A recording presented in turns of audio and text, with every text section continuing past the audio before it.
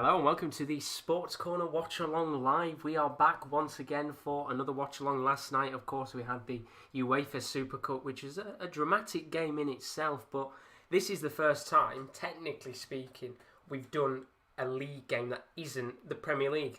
And joining me for this game, we call it a funky fun game on paper. It's Hertha Berlin taking on Eintracht Frankfurt with kick-off in about 10 minutes. Joining me for this one, we have got KL. How are we doing, buddy? You've got half of KL. Got half of KL. By the looks of it, but no, you're right. We said that this is one of the games that if you watch the Arsenal v West Ham stream, I had my phone up to Josh and I gave him the eyes that said, please let me do this watch along with you, because it is a really fun game and I think it's two attacking sides that won't hold back, and that's exactly what we want to see, really, from our football. But the last time we watched Bundesliga together was the goal show, where I cheered on my beloved Paderborn. I think my new team is Hertha Berlin. I know I'm flip-flopping, but Matheus Cunha is going to drive this team to big things. Well, it's going to be an interesting game tonight. As we said, it's the first time we're doing kind of a league watch-along that isn't the Premier League. We do like the Bundesliga. We did a lot of Bundesliga watch-alongs last season, of course, but now we get to start again. It's a fresh season, a fresh start, and it's match day 2, not match day 4 was what it initially said on the screen. I just made an error at first with that, but this is a very big game technically, because these are two sides on paper that you would expect to be up there at the top ends of the table. Hertha Berlin made a lot of big signings, which we will go through the team in a second, of course. And Eintracht Frankfurt, you could say not necessarily a sleeping giant, but they were just sleeping all season. Yeah. They nearly went down, actually. Yeah, they were an underwhelming giant last year, honestly. They really, towards the end of the season, I don't think they were ever really in fear of going down, but they didn't really impress everyone as much as they had the year before. A very big fall from grace, because they fell into their own trap of being a little bit too successful on the European stage, which meant everyone wanted their players, understandably, because they did so well. So it might be a rebuild time for Paderborn to build up new stars, to create, it wasn't a golden generation because they weren't that good, but get back to the point where they were. And in the terms of Hertha Berlin, they're trying to generate that right now and become that team that they've not been for a while. So it should be fun, but depends which Frankfurt shows up, doesn't it? It does indeed, because you've put it perfectly yourself there. We've seen clubs before in the past get asset stripped heavily, and as you said, they're not exactly a sleeping giant. They had one good season, but when you have such a good season, you've got so many players that people want, it's very hard to keep hold of them. The likes of Haller and Jovic both leaving the club, and then other players on the side. The chat is going very quick already. Christopher, hi lads, hope you're both well. Just been practicing my darts, then saw you went live. He's put a prediction in the chat, which I'll say in a moment's time. Well, I was going to say, Chris, if you play the darts, we'll keep you informed as if you're watching the game mentally. I know you want to focus, but there's nothing wrong with me screaming at a Matheus Cunha goal. No, if there is a goal, Chris, you might have to stop throwing your darts for a second while we celebrate. But come on, you Hertha. Welcome, Bernardo. How are you doing, buddy? Oh, you're all good, pal. That's what I love to see, Bernardo. I know I could back one person to back with me with Hertha Berlin, because I don't know where you stand on this one, because obviously I'm being a big fan of Hertha. I put them in 4th in the Bundesliga predictions. What's your guilty pleasure team in the Bundesliga, and 2 out of these 2, who's going to have the more successful year? If I answer the first question, the second question first. Yeah, that's fine. I think there is a lot of pressure on her for this season to do well. They've spent a hell of a lot of money, which when you go through the lineup, you will actually see the amount of players that they have signed. It's quite a lot, because we don't usually see many Bundesliga clubs spend big, but this season Hertha have. I think they have to go and win this game. They won their last game. Frankfurt drew their last game, and I think if they want to get a good season going, very similar to the Premier League, they cannot afford to drop points early, because the likes of Leverkusen and even the likes of Dortmund and Gladbach will just move up the league and get results elsewhere. So I think they've got to go out there tonight and prove a point, because of course this is the only game that's on tonight, the Bundesliga, so kind of this is where they can make a stand and say, look, we're not here to mess about. If I was to say a guilty pleasure in the Bundesliga, you can't go for anyone at the top, because I wouldn't say they were guilty pleasure, but I would have probably said Cologne when they had Cordoba. But now he's not there anymore, because he's actually at Hertha Berlin, coincidentally. But I would have probably said Hertha or maybe Wolfsburg. Yeah. Once again, another one of those teams which we've seen in the past have done so well, being asset stripped, and then drop down the leagues. But I think we're about 5 minutes away from kickoff. Should we go through the lineups? Yeah. A quick talk through the teams? We should. So usually I've got the lineups on the screen today. We've been a little bit busy, rushed on time, haven't we? So we haven't been able to do it. But we can go through the lineups with you now. It's a 4-1-2-1-2 tonight for Hertha Berlin. One of the first new signings, Schwallow, came in from Freiburg. He starts in goal. Back four of Peter Pekarik, Diedrich Beata, formerly of Celtic. This is a tough one. Tunneriga, you can pronounce that one for me tonight, because it's always a tongue twister. And Mittelstadt, which is less of a tongue twister. That's the back four, of course. Stark playing as a CDM tonight, which is an interesting choice. Nice to see. Midfield two of Vladimir Derrida and Lucas Toussaint. And then Matis Cunha is playing as a central attacking midfielder tonight with the two up top, Christoph Piatek and Dodi Lukebakio. When you look at that team on paper, that is a very, very attacking lineup. Yeah, but actually, I'm going to actually go against that for one thing. I think that front three, the players in behind allows the freedom for them to really be creative and let them control the attacking play. Because if you look from that midfield, Toussaint, Derrida and Stark, you're not getting much going forward. Maybe Derrida, yeah, a little bit box to box, but I think Stark can always drop back into a 5 if they're defending the lead, and Toussaint is more of a defensive midfielder. Yeah, he can play some balls and spread it about a bit, but I think that's what allows them to be so creative going forward, is they have that defensive stability now with about 7 players that can do the defensive job. But I agree in the way that they are an attacking team with them 3 who they can just run wild, can't they? And that's the scary thing. If they get opportunities to counter-attack tonight, God knows what can happen, because Piatek was starting to get a little bit of form towards the end of the season. Dodi Lukebakio was in form at the beginning, dropped off towards the end, but he now has better players around him to be able to maybe get a couple more goals than he did last season. So that is the Hertha Berlin lineup. As for the opposition lineup, Eintracht Frankfurt. Tonight they're going for 3-4-1-2. Kevin Trapp is in goal. Back three of Hinteregger, Hasebe and Abraham.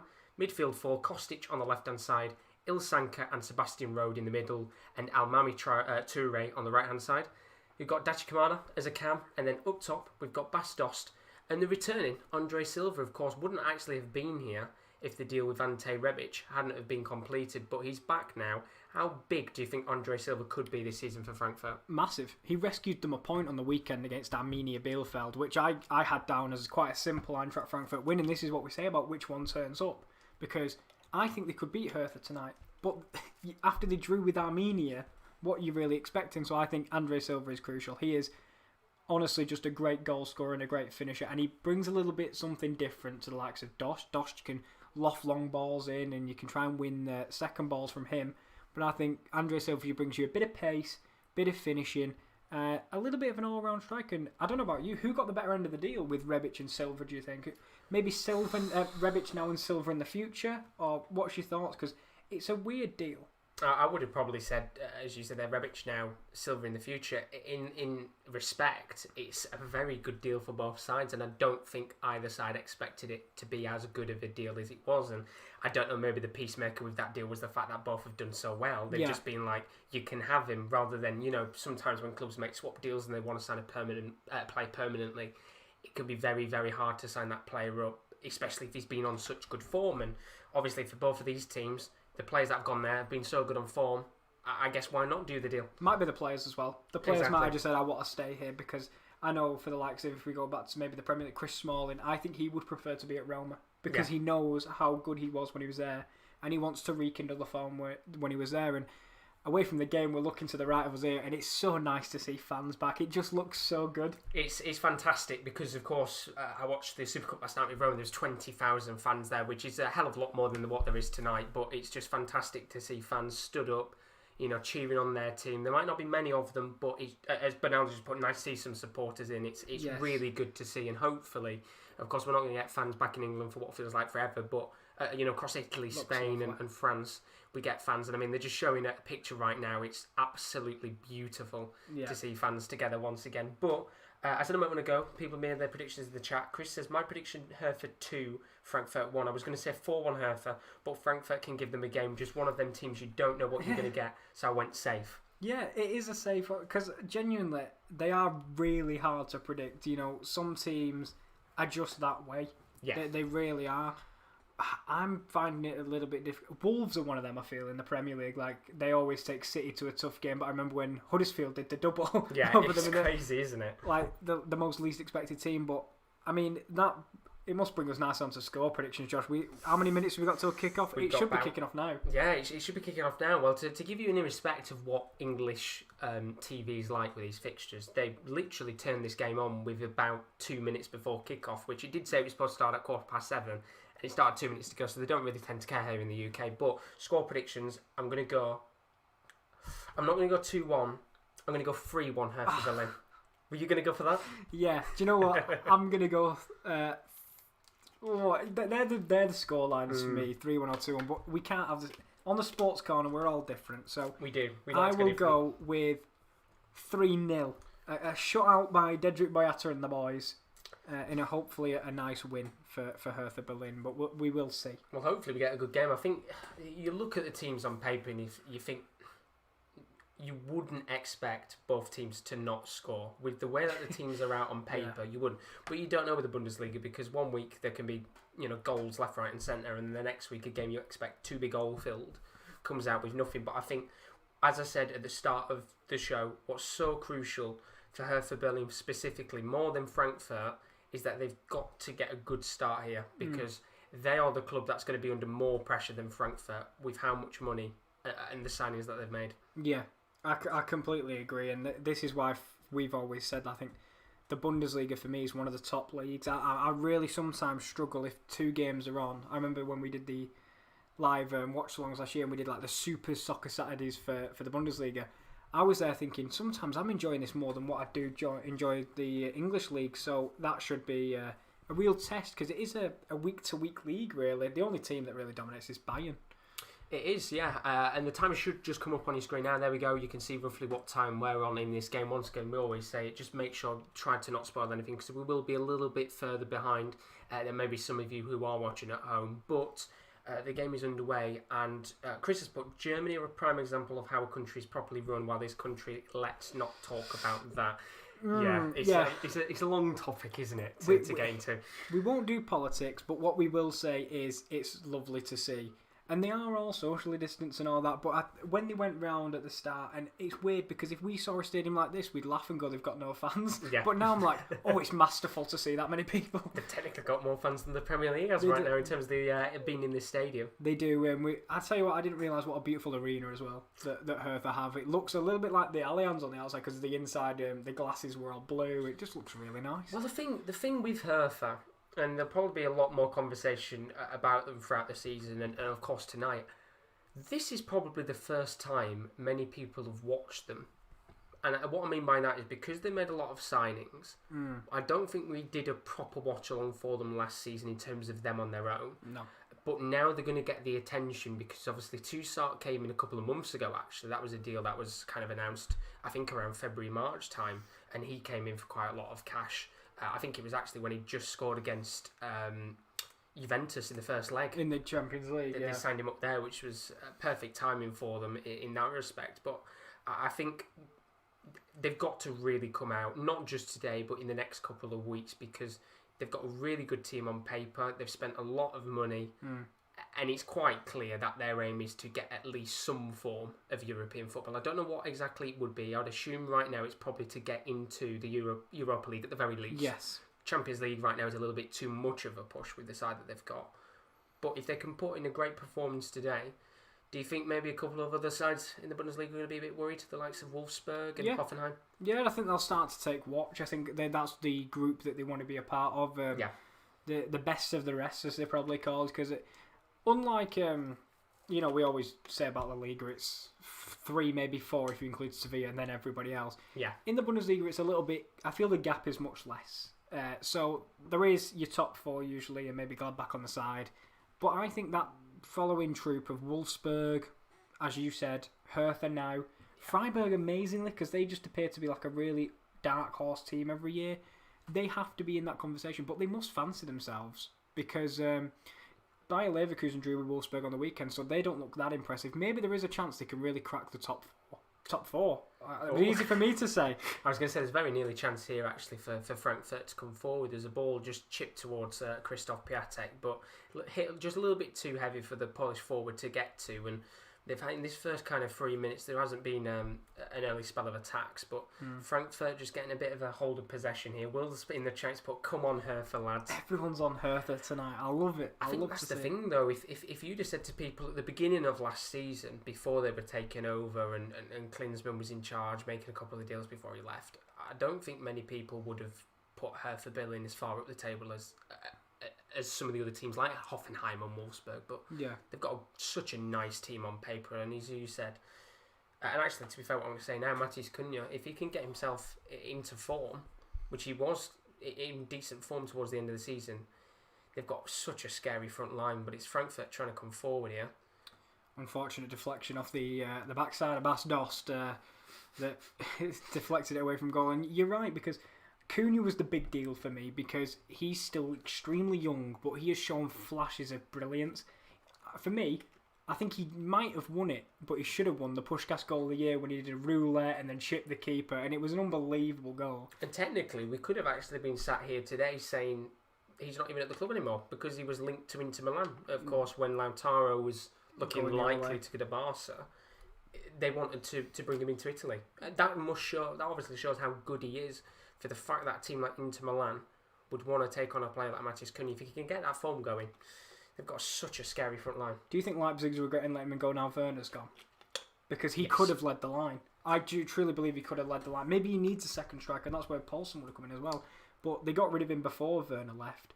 And I don't think he's a ready-made replacement, but he just didn't get the game time that he deserved at Leipzig. But it was because Werner was that good. It wasn't a bad decision. And I agree. I think they'll probably look at it now and maybe regret it a little. Of course, it depends how Soloff does when he comes in. Of course, if Poulsen can get into form, which he has shown at times in the Bundesliga, not necessarily when Werner's been up top, but if those two can get into form, then maybe they won't look back at that deal and think it's bad. But I think it's, as you said, at that point, they got Poulsen, who was on form. They got Werner, who was on form. Yeah.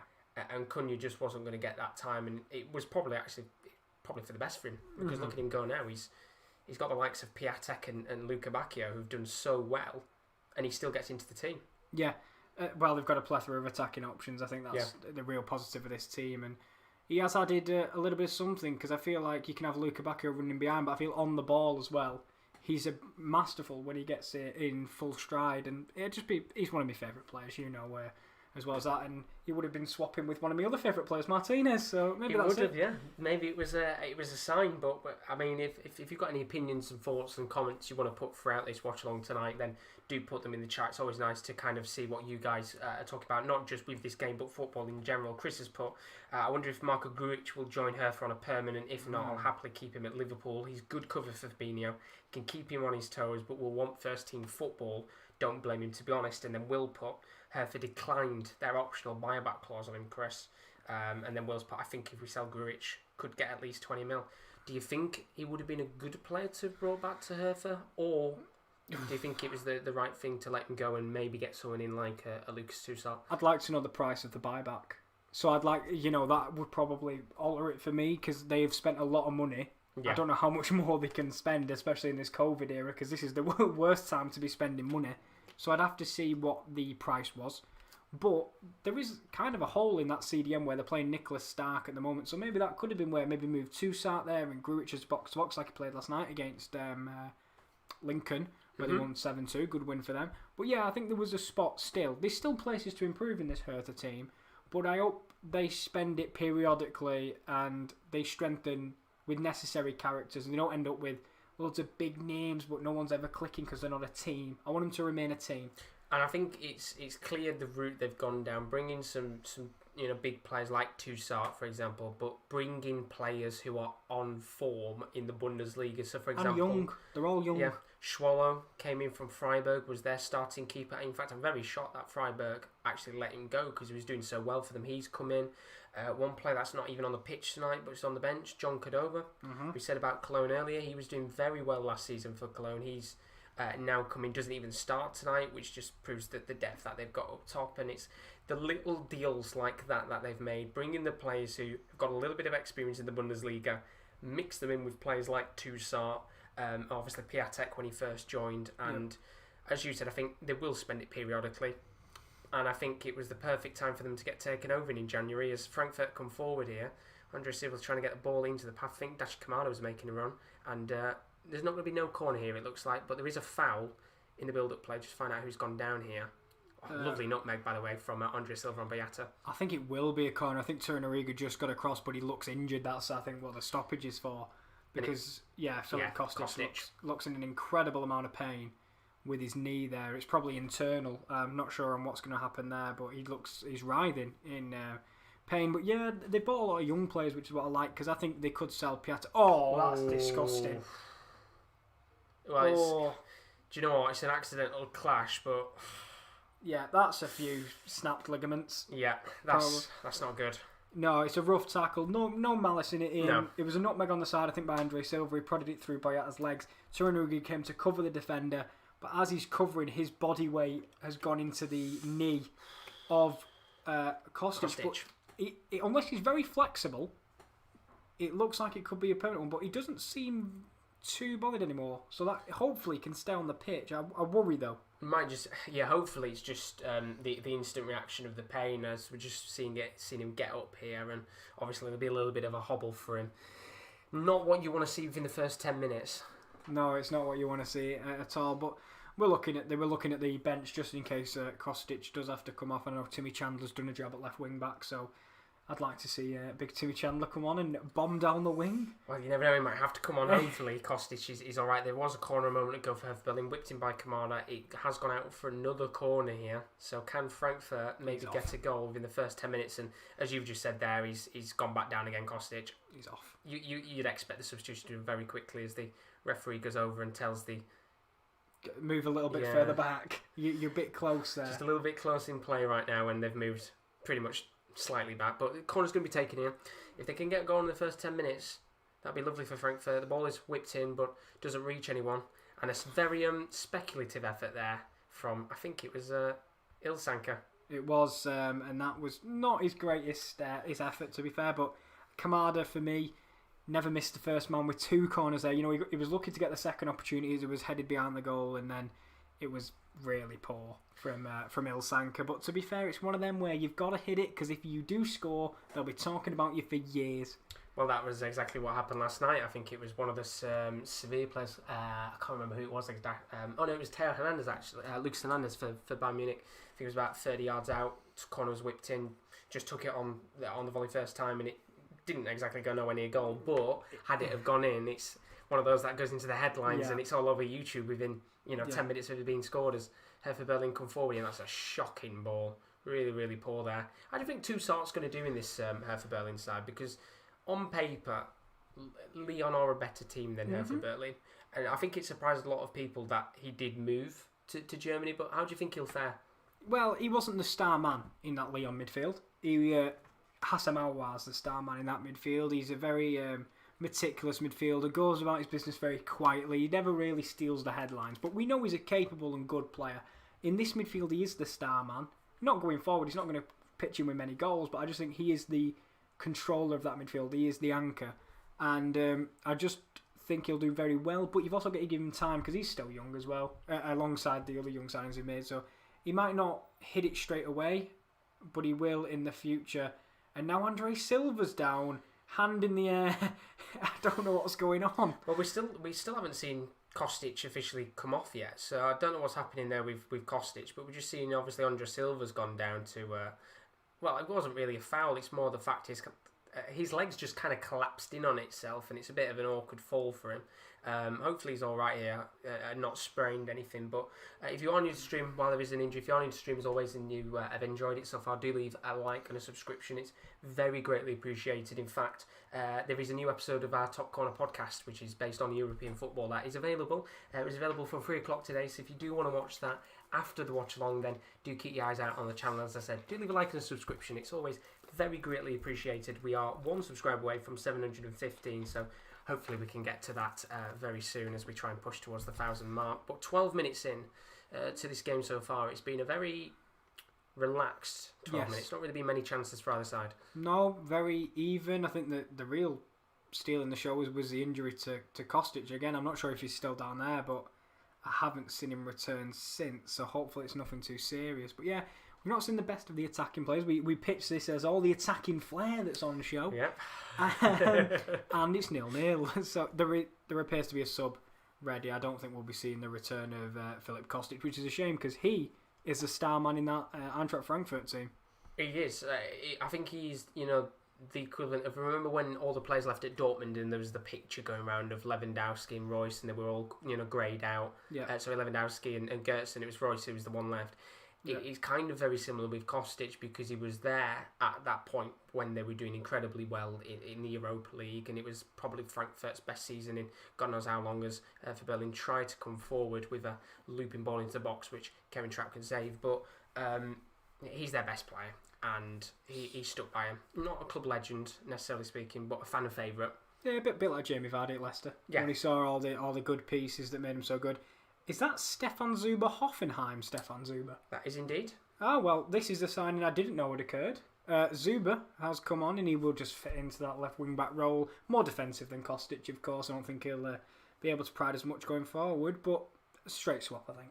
Yeah, it's a decent little deal for them. I don't think he cost them much at all. His contract was starting to run out at Hoffenheim, but he's a good little player, and as you said, a little bit more defensive, which might actually work into their favour depending on how this game goes, because so far it's actually been Frankfurt that have had more of the possession and 2 shots, and I think we would expect Hertha to try and make the most on the counter, because they've got somebody like Luka Bacchio who's quite fairly quick, and then you've got the poacher in Christoph Piatek. And you could say it's a very similar way to Frankfurt as well in how they're running today, but they're just showing back that tackle. Sorry, that looks gruesome. One of them where they slow-mo it down, and I'm just like, I don't need a slow-mo, just tell me he's hurt. Yeah, it's like when Andre Gomez had his serious injury. You don't want to see it. No. In fact, we don't want any highlights of it, but they're showing it to us, and Again. Hopefully, after this game, we'll find out how long Kostic is out for, but hopefully it's nothing too serious. Because I guess sometimes you see bad injuries and then they come out and actually they're not a little bit alright, a bit more alright than they looked on the pitch, but that one looked, one didn't look good. Hopefully it's just like, if it's ligament damage, maybe it's just a strain rather than a tear, because if you tear it then, a long ball over the top though did reach Almami Traore from, Almami Toure I should say, from the right hand side. What do you think of him? Because he's not a forgotten man, but I feel like that's a position where they could improve, because they do have Danny Da Costa, but is he injured? I've got no idea, to be honest, right now, although Toure, I keep saying Traore, it's Toure, keeps trying. It's me, I said it at the start, he tried to whip a ball in, but eventually was offside there, but I don't really know, to be honest, why Danny Da Costa's not playing. Just have a quick check to see if he's on the bench today for them. He is on the bench today. Might be a fitness thing. Yeah, I'm guessing it's probably more of a fitness thing, because Danny Da Costa I could see more as a right mid, because he does come forward, he is a little bit quicker, he's got the height. Toure, I would have said he's more of a right back, but maybe you can prove us wrong tonight. Maybe you can come forward, which we did just see a moment ago with a decent run, which unfortunately was then given as an offside afterwards, but they've got some good plays, Frankfurt, but as you said, there's certain areas you look at the team and you think, if you improved, 1 or 2 spaces, you probably would be up there with Hoffenheim and Wolfsburg. Yeah, I agree. I think the man in the defence, it's okay. I think Abraham's getting on a little bit, so maybe they'll look at that replacement as lofted balls into the front line. That's the talent, I think, is really where the talent shows, is that front line. But I agree with you. Maybe another midfielder, maybe the centre-back. There's a lot of places I think they need to improve, and they never really replaced what they lost, and that's really difficult to do because they were that good.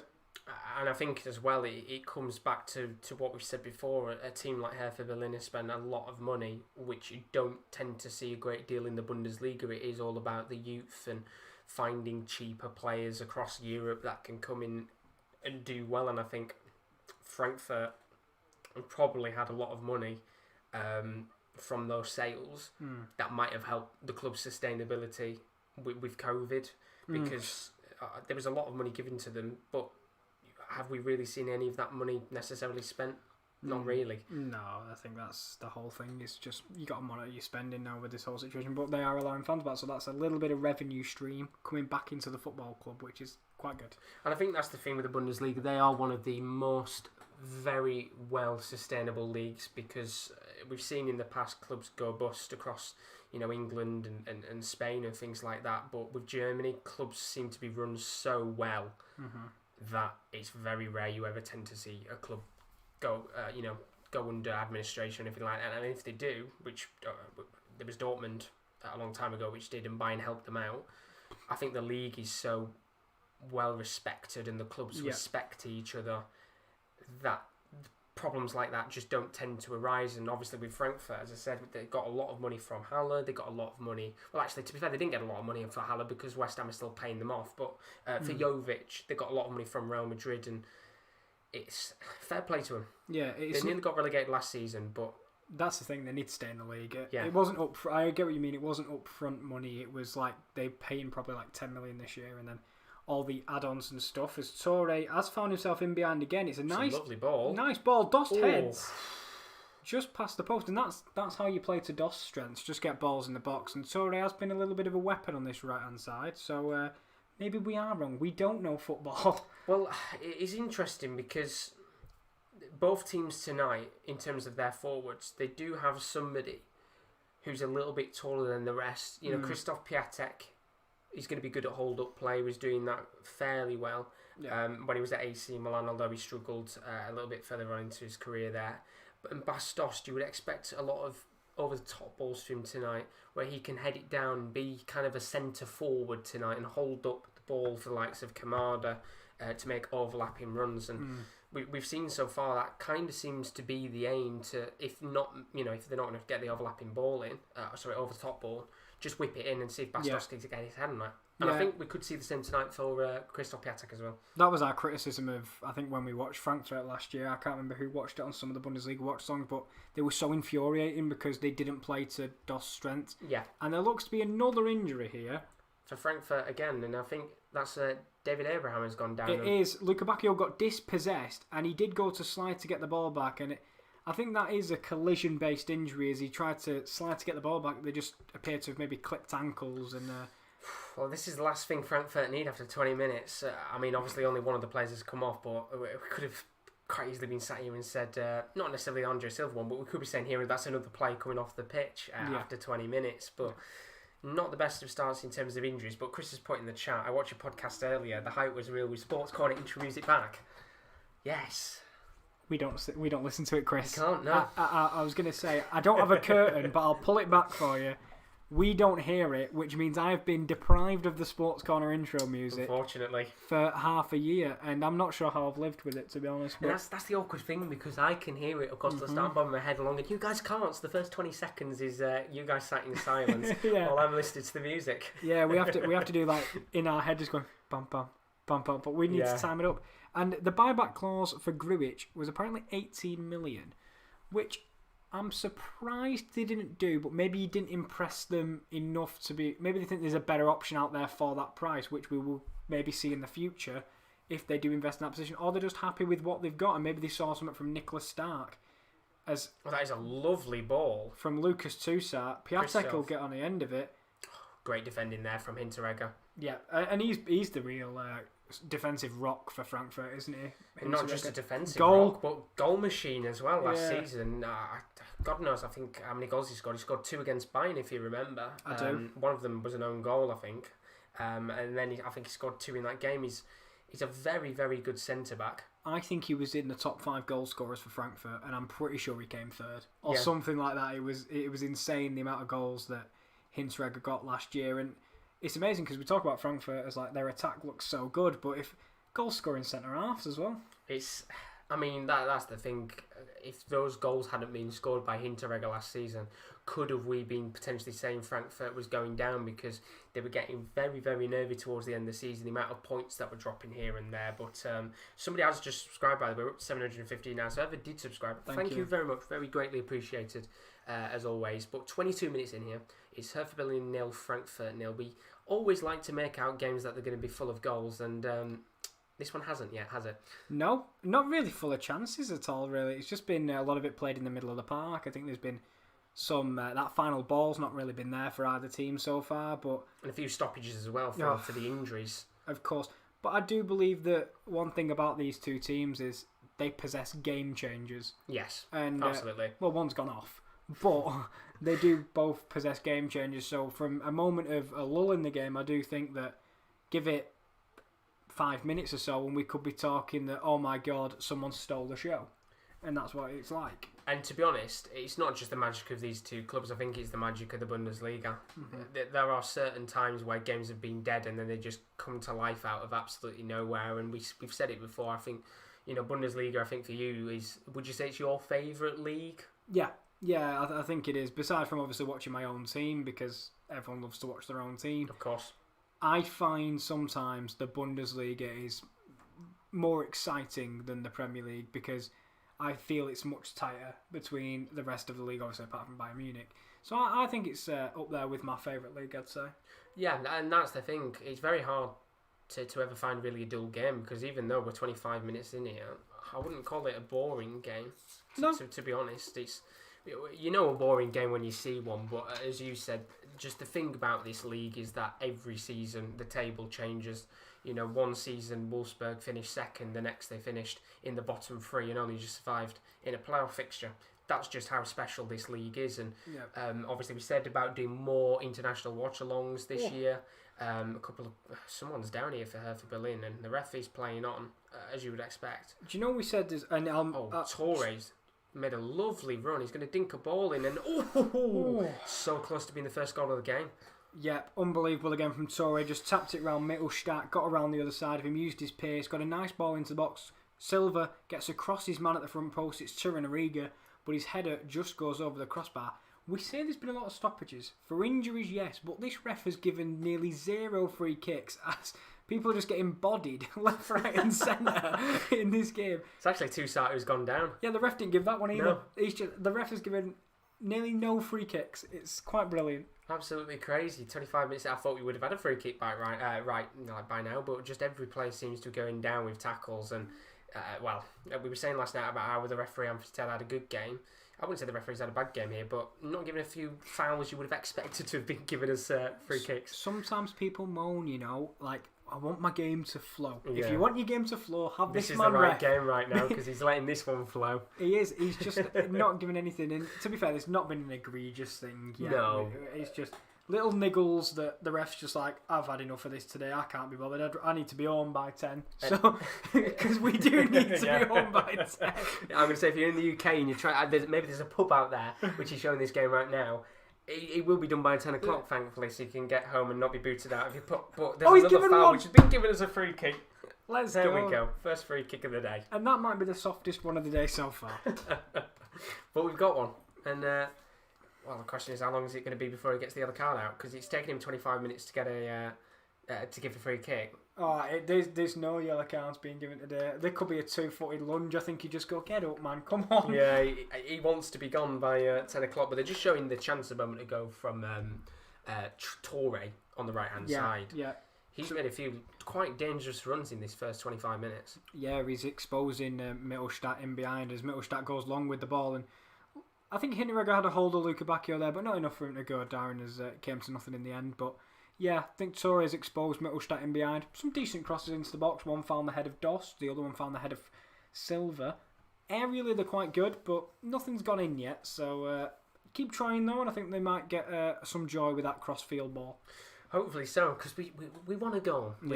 What we tend to always do, if you've never watched us on this channel before, is there's certain games we tend to make out as if they're going to be an ultimate classic. And it seems like every single time we make a game out to be a classic, it's usually 0-0. Yeah. So it's every time you say let's have extra time and penalties, you got close. You got so close yesterday. But I was gutted. I was absolutely gutted. But Frankfurt coming forward. It's Torre once again on that right-hand side. He's going to try and loft a ball into the box, but it is eventually cleared away. And this is where I'd expect Hertha Berlin to try and counter-attack. It's a long ball that is hit a little bit too long towards Piatek. And eventually he's hoofed away by Kevin Trapp. Yeah, not great from Hertha there. Not much build-up play really. It was a long ball up top, as Andre Silva finds himself in behind. He squares up Boyata. Oh, he has gone down. I think that was a little bit too emphatic, and It's I think a penalty. he's given a penalty. Now this is an interesting one here because it looked like Andre Silva had gone down very emphatically. We'll have to see the replay here, but a penalty's been given to Frankfurt. Let's see this replay here. Andre Silva taps it past Boyata. He does lean over. I think that's a penalty. I think when you look at it from afar, you don't get to see the foot, the stamp on the foot. From afar, it looks like Andre Silva's just really emphatically dived, but that's a right decision. It is the right decision. I think Boyata gives the ref the chance to make that decision. Do you know what? Is it soft? Slightly. He only leans across, but when you lean across, he wasn't really going anywhere. If you just shepherd him to the byline and make him make a decision, I think he'd be better off there, but Andre Silva, the man who won the penalty, will step up to take the penalty. I told you about dodgy Boyata. I didn't believe him. You called it. I mean, Kieran's put a very harsh penalty that. It's one of those where you can have a debate about it because from afar it didn't look like a penalty, but Andre Silva's going to take it here. Can he score it? He absolutely can. It's a comfortable finish, and BT Sport tried to fuck us over there and make sure we couldn't see it, but we did get to see the penalty. It's 1-0 Frankfurt. Yeah, it is. Andre Silva makes amends for giving away the. Start that again. Andre Silva slots away after winning the penalty. There, it's a beautiful penalty, right hard into the bottom left-hand corner, gives the keeper no chance, and Eintracht Frankfurt lead. And obviously, Kieran's put soft, good word to use. And I think, you could. I think that's the right word to give them. We said a moment ago about the referee not giving decisions, and us maybe saying it wasn't going to be a classic. Yeah. We've now got the goal that we wanted, and the referee's giving out penalties that you could argue aren't technically penalties in a way. I think it is, though. Boyata left the referee, gave the referee an opportunity to give a penalty. If he just shepherds him and just, doesn't lunge that foot, because at first I thought it was a shoulder part because the way he went down. But for me, he lunged across enough for it to trip him over, and I guess it is soft, but I think there's enough to justify it being a penalty. And I think as well, from the angle of where the referee is looking, as Hertha Berlin tried to come back for an equaliser here, a little bit too heavy, but it's somehow kept in, and it could be a chance, and Hertha Berlin very nearly had an equaliser after a minute. Still coming forward though, and eventually he's cleared away. And now this has really gone up because Andre Silva's chasing in behind Boyata again. Now this hopefully opens the game up a little bit. Lovely switch, I've got to admit. I think it might have been by either Mittelstadt or Toussaint on this side, and lovely ball in behind, but goalkeeping by Trapp. Really good work there from Kevin Trapp, and just looking, Chris has put, now just need Hertha to score to get my score prediction. Score 2, of course, he needs, but as you said, hopefully now it opens this game up, because Hertha Berlin in this first 30 minutes haven't really had many opportunities to attack, although they are coming forward now, so maybe they could make me eat my words, but Frankfurt, perfect start for them. Yeah, they haven't. No team's been the better side. So really, if you're playing at your worst and you still manage to get a decision like that go your way, you'll be happy with it so far. But I think this hopefully frees up the attacking options of Hertha Berlin. Oh, look at the opportunity here to whip this one in. Going to lay it short, and that's a really poor cross. He had more time there to maybe take an extra touch and whip that one in. I think that was it was Mittelstadt. I think that might be either Pekarik or Derrida. I think that's Derrida, actually. Yeah, that's Derrida. And then Toussaint will pick it up, and it'll go to Acuna. Switch of players on, and there it is again as Pekarik picks it up. They're trying to get balls into the box, but well done defensively for Frankfurt. It's another switch to Mittelstadt to Lukebakio. Oh, it really could have been 1-1, and wow. What a save. What a save. Yeah, unbelievable. It was another switch of play from Pekarik to Mittelstadt. First time ball across. Lukebakio takes it, I think, on like a half volley. And he does, and I think it's the bounce there when it just hits the floor as he tries to take the shot that might have just stopped him from getting an equaliser in this game. Yeah, down to the left of Kevin Trapp makes a really good reaction save, but that's what you want to see. We've not seen that from Hertha. It took the goal to get them to play that way, and I think if you're the manager, you'll be infuriated, because if you start like that, you put them on the back foot immediately, and I do think this Frankfurt team could be here for the taking tonight. Well, Frankfurt are coming forward now. Maybe they can get a second one in this game. It's lovely work. And, it could have very nearly been 2-0. And it was that man, Andre Silva, who very nearly scored a beautiful goal. Yeah, he had the defender doing the okey cokey and then tried to drill it across the box, but everyone evaded it. It's really picked up this game. Well, Vivek's just asked, will Filip Kostic perform today? Unfortunately, he picked up an injury within the first kind of 20 minutes, so he's had to come off Vivek in this match. So unfortunately, he's out of the game now, which is a real shame. But in terms of how Frankfurt have played in this first half an hour, they've had more chances, not necessarily better chances, but it was, of course, that penalty which has put them in the league courtesy of Andre Silva. But we're just seeing that chance now from Luque Bacchio. What a really good reactionary save from Kevin Trapp. Yeah, he doesn't get the strongest hand on it, but he does enough, and that's all that matters when you're a goalkeeper, as long as you don't end up in the back of the net. And I don't know what happened in the corner there, but Frankfurt have managed to pick up possession. Kostic hasn't performed, my friend, but Andre Silva has performed, and he has looked unbelievable. And it's good to see, because I think he was a very underrated striker when he was at Porto, when he was getting all of the hype. Just an incredible player. Then he went to Milan, and I think, maybe right place, wrong time. That was the point when Milan had kind of pretty much been shit, to be honest, put it nicely. But I think now he's at Frankfurt, he's really getting that opportunity to shine, and I think the Bundesliga is the right league for him. Yeah, perfect home for him, and sometimes a player just needs to find a system that suits them, a manager that suits them, and a team that suits them, and I think he has. I think, to be honest, poachers fit the Bundesliga. I think if there's one league where you can look at poachers, players who haven't necessarily got a great deal of pace, they are relatively quick, but they're just going to be in the box, waiting for the space to open to take the shots. I think you can look back at the list currently. Piatek, you could say, is a poacher type player. Yeah. Obviously, Andre Silva is one of them. Oof, when he was at Cologne. There's just a vast range of strikers. Kramaric as well. There's just a vast range of poachers that seem to do well in this league. But there's been a free kick given here to Frankfurt. Yeah, it's a high foot, and I'm not sure. It is a yellow for Lucas Toussaint.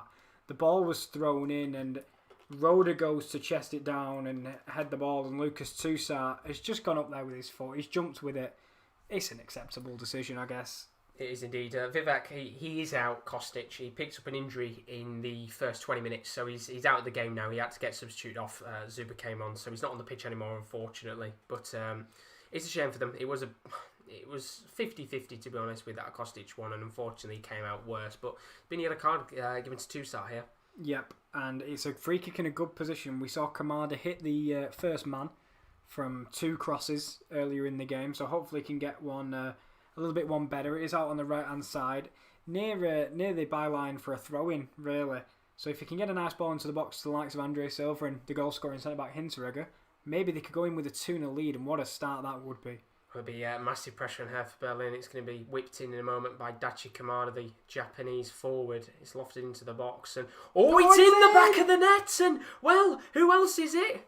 Bas Dost, the man who is built for moments like that. And Frankfurt are 2-0 to the good, and it's classic Bas Dost. It is. It's exactly what we literally just spoke about. Kamada, reach the big men in the box. Get it to Bastos. Try and reach Hinteregger. It's a floated ball. Bastos outjumps Torunariga and heads it powerfully into the bottom right-hand goal.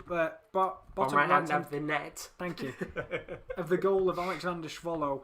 And it's 2-0 to Eintracht Frankfurt when Hertha Berlin looked like they were getting back into the game. And this is heartbreaking for me. I'm watching my team lose. Well, it's just classic Bastos, and I'm sorry. I'm not sorry to bring it up, but it's your man, not your man. Technically, it's your team, but Beato once again. He's the one that is marking Bastos, and it's too simple for him. And well, Bastos, that's the goal. That's the goal he loves. He loves those types of opportunities where he can use his height and his build to head the ball into the back of the net. And it's not necessarily the greatest to defend in there from Beato, but when Bastos is given opportunities like that, 9 times out of 10, it's in the back of the net when he gets his head onto it. Yeah, if he gets his head on a ball, he's practiced so much. He doesn't have, he's not the most delicate on his feet. He's not going to dribble around 3 or 4 players to get the goal. He is, give the ball to him, let him lay it off to other people, or head it into the back of the net.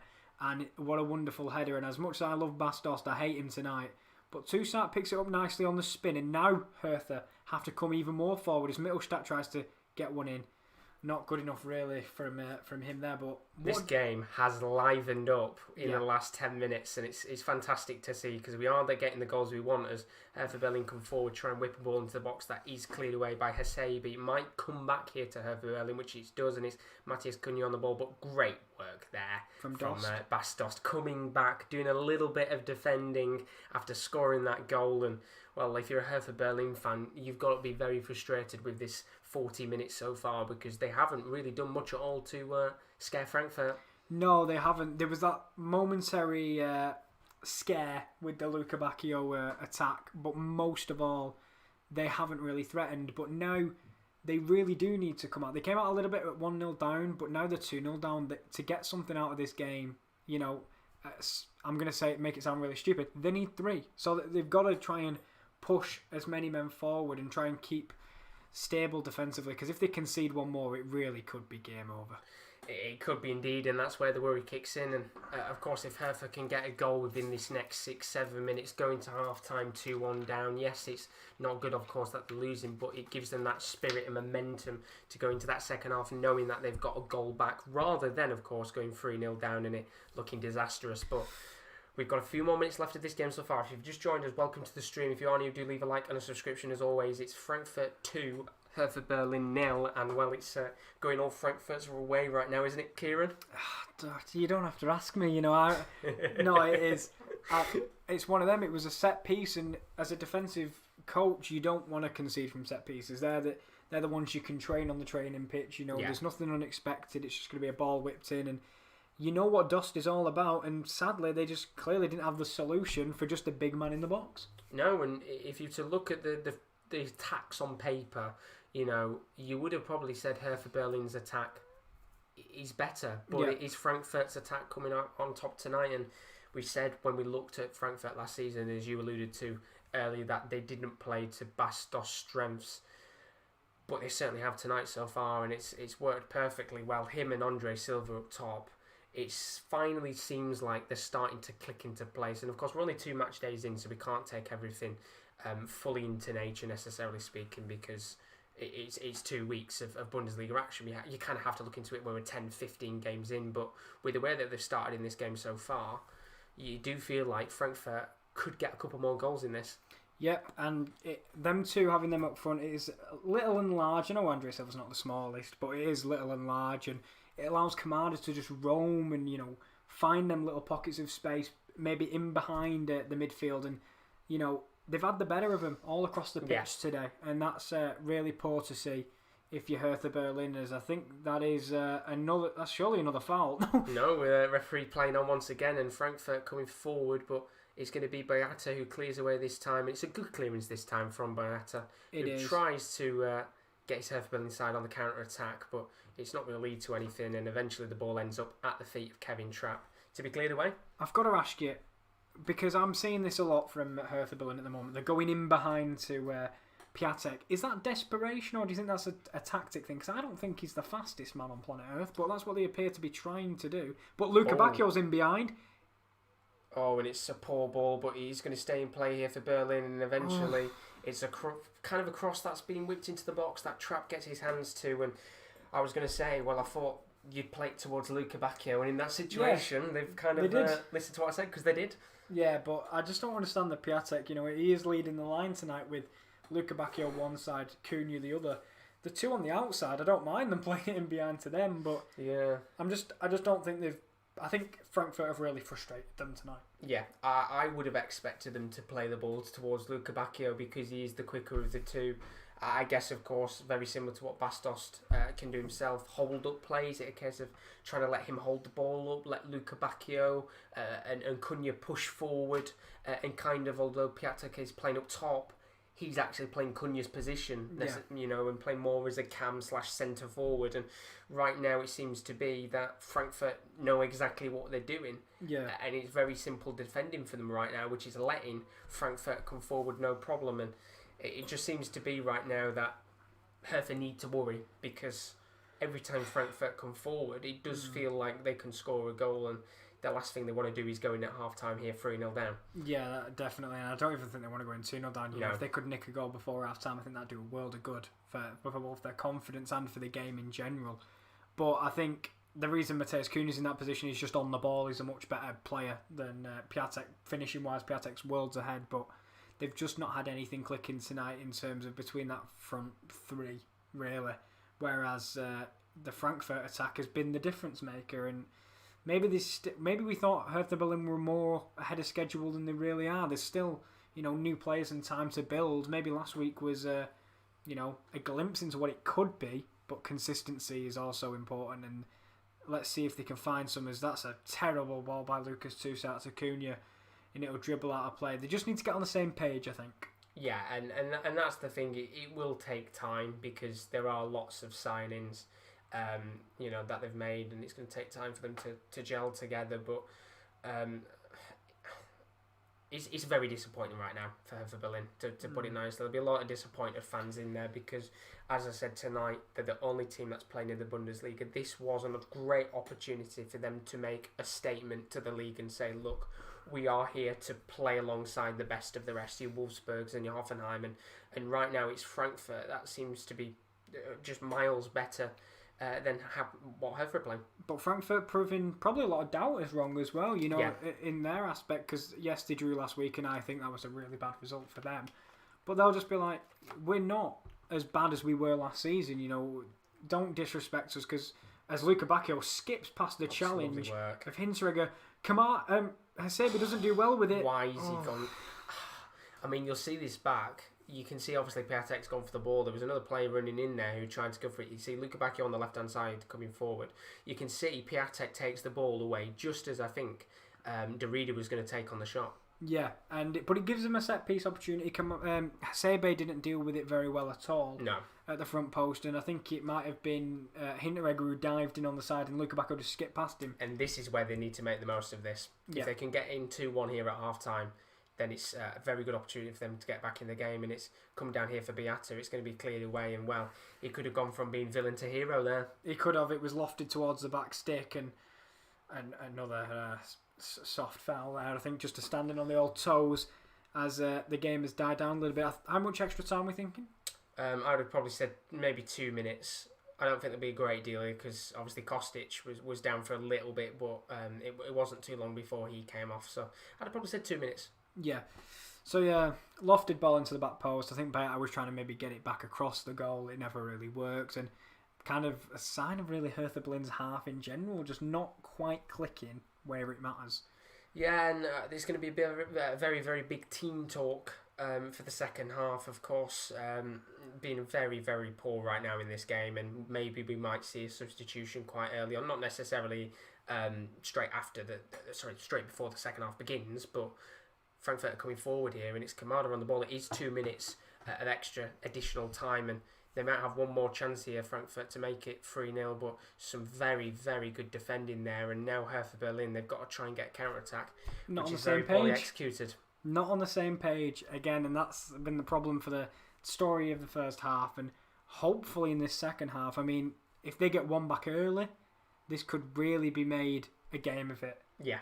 But the longer it goes, I feel like Frankfurt will just be happy to sit this one and relax and save some energy for the next game as they pass it around, and there is not a yellow. I thought there was going to be a yellow for Zuba there. But I thought it was going to give a yellow, but yeah, frustrations will begin to build, and that's the worry, because, as you said, if they can get a goal back within the first 10-15 minutes in the second half, or even now with the last 30 seconds left, then it is going to make that second half very, very interesting. But with balls like that, from what we've just seen, yes, you're not going to get any goals with crosses like that. Yeah, I ignored it, to be honest. Yeah. To be honest, I just ignored Mittelstadt's crossfield ball there, but they have still got John Cordoba on the bench, and I think maybe if they are going to do that ball in behind, maybe him over Piatek is probably a good tactical move, but we'll see when the second half gets underway, because I think that's going to be the last action of the first half here, if I'm not mistaken, or the ref just doesn't fancy it, to be honest. No, I'm guessing he must think, obviously, play the next 45 minutes without blowing the whistle so he can get home early, but we're still playing on here, and I would assume now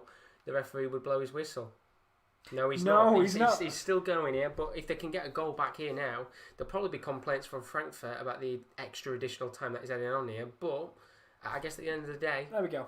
they won't have any time to be able to do that because he has finally blown the whistle, and you can see Hertha Berlin's manager straight down the touchline. They've got a lot of work to do in the second half, haven't they, Kieran? They've got masses of work, and I'm not sure you can do it in a 15-minute period, but they need momentous levels of comeback now. We're talking, they need to dig deep. They need to... They're a new team, relatively, all around each other, but whichever characters they have in that dressing room need to step up right now and drag everyone else through this game, because they have been poor, and you can see by the fans' feet up on the chairs. Dejected. Very dejected. This could have been the start of a new generation, a new era for Hertha Berlin, and it looks same old from what we saw in that first half, and that is exactly the opposite of what you want to see. Yeah, and I think they've just shown that fan there just mouth wide open, probably in shock at how poor his team have played so far, but it is half time of this game. Hertha Berlin 0, Eintracht Frankfurt 2. If you have enjoyed the stream so far, and you are new, as always, do leave a like and a subscription. We've had 2 extra new subscribers, including Enelbom, which I'm now just going to say. So welcome to the stream, Enelbom. Thank you very much for subbing, greatly appreciated. Even if the name is Enelbom, but yeah, there's a lot of work to do right now. We don't discriminate. No, we don't discriminate. If you want to be called Enelbom, you can be called Enelbom, and we'll keep calling you Enelbom. But yeah, there's a lot of work to do for Hertha Berlin. But you look at it on the other side of things, Eintracht Frankfurt, that half has perfectly played into their hands. Yeah, I think it's a very different half if that penalty doesn't get given, and that I don't want to say the penalty didn't ruin the game, but for example, it was a mistake that is so avoidable. It opened the game up more than anything, because if you look at how that game was being played out before then, we were saying, oh, well, maybe this might not be the game that we wanted it to be, and then we got the penalty, which, as Kieran D said earlier, you could say it's a little bit soft, and obviously there's some referees that will give penalties like that, and there are other referees which won't. It's just a very subjective decision with that one. From afar, doesn't look like a penalty, it looks like a dive. When you see it up close, I'd say penalty. Yeah. I'd have said penalty as well, but there will be referees that wouldn't. But for Frankfurt, is it a case now of sit back and defend, or just keep playing the way that they have in this 45 minutes, and maybe we could be sat here, in about an hour's time and saying, the 3-4-0 to the good? I'd like to say playing the same way, but I know no matter how good of a team you are, sometimes you can't stop yourself from going into your shell a little bit, because it's not worth the risk at some points to if you can come away from home, get out of there with 3 points after a disappointing week 1, you'll be really, really happy with that. I think it's all about the mistakes. Don't go making... Dedrick Boyata made an avoidable mistake, and it may cost them the game. And so if you're Frankfurt, you just keep everything strict, you keep everything tight, you try and, everyone knows their role and sticks to it. And if they just concentrate for the next 45, there's no reason they can't come out of here with a fair win, because 2-0 is good enough, I think, for them, and they don't need to chase no more goals. No, but you can also play devil's advocate, and they always say 2-0 is never exactly a healthy win, because 1 goal back in it, and then it does open the doors for Hertha to get back in. But I said a moment ago, do you think we'll see not any substitutions instantly, but do you think who do you think could come on in this game maybe and make a difference? We've got the substitutes up right now. I'm glad you did, because I was about to get them up myself. Save you a hassle of trying to get them up there. Who do you think could come on in this game and maybe make a difference, not just for Hertha, but for Frankfurt as well? The obvious one for Hertha Berlin is John Cordoba. Yeah. He is the obvious out-and-out player to bring on. However, Deshaun Redan, the winger as well, he could possibly come on, and he's a bit of a pacey winger as well, could offer them more going forward. Forward. And apart from that, I don't see anyone there attacking. Maybe Arnie Meyer if we're really clutching at straws, but I think them two, Cordoba and Redan, are the big men for them to bring on. And Frankfurt, it depends, because it's going to be different substitutions, because we're looking at them going, who can they bring on attacking wise, and over here it's who can they bring on to shore up the game. And I think for them it's Dominic Kor, I think, as a defensive midfielder to bring on. And obviously we want to see Timmy Chandler. Of course. Because of course we do. It's a running theme on our channel with Timmy Chandler. We would like to see him come on. And to be fair, I could actually see him coming on at some point, to be honest. If they want to play a little bit more defensively, they could obviously still play the 3 at the back. If Torre maybe gets a little bit tired, which he's had a great game so far in terms of his runs. bring on Timmy Chandler to just be a little bit more defensive, maybe play 5 at the back. All depends on what happens with the next 45 minutes that is to come. But very quickly, before we probably talk about a little bit more about this game and maybe some of the other Bundesliga matches to come, you can see right now on your screen, just take that one off there we go, some of the games that are still to come actually over the next couple of days. So we've got, of course, tonight's game, which you're watching right now. Monday is our next watch-along in terms of football-wise. Liverpool taking on Arsenal at the earlier time. It was supposed to be at 8:15. It's now at 8 o'clock because of the UK curfew. So it'll be live for that from 7:45. It's going to be me and KD, I think, for that one. 30th September, we've got the Champions League second leg, which, of course, it's going to be me and Rowan for his game against Slavia Prague, who are playing up against Midtjylland. So that'll be an interesting one to see how that goes. And then, of course, 2 very big dates to put down your calendar. In fact, 3 very big dates to put down your calendar. 1st of October, Champions League group stage draw, which is the day after Slavia Prague, of course, play. 2nd of October is the UEFA Europa League draw. And then 5th of October is transfer deadline day. So the beginning of October is a very, very busy time for the Sports Corner. It is extremely busy, and obviously more weekly watch-alongs that we had along the way, because we always survey the fixture and we think what's going to be the best content is what we really do. You know, there is bigger games out there than Hertha Berlin versus Eintracht Frankfurt this weekend, Man City v Leicester.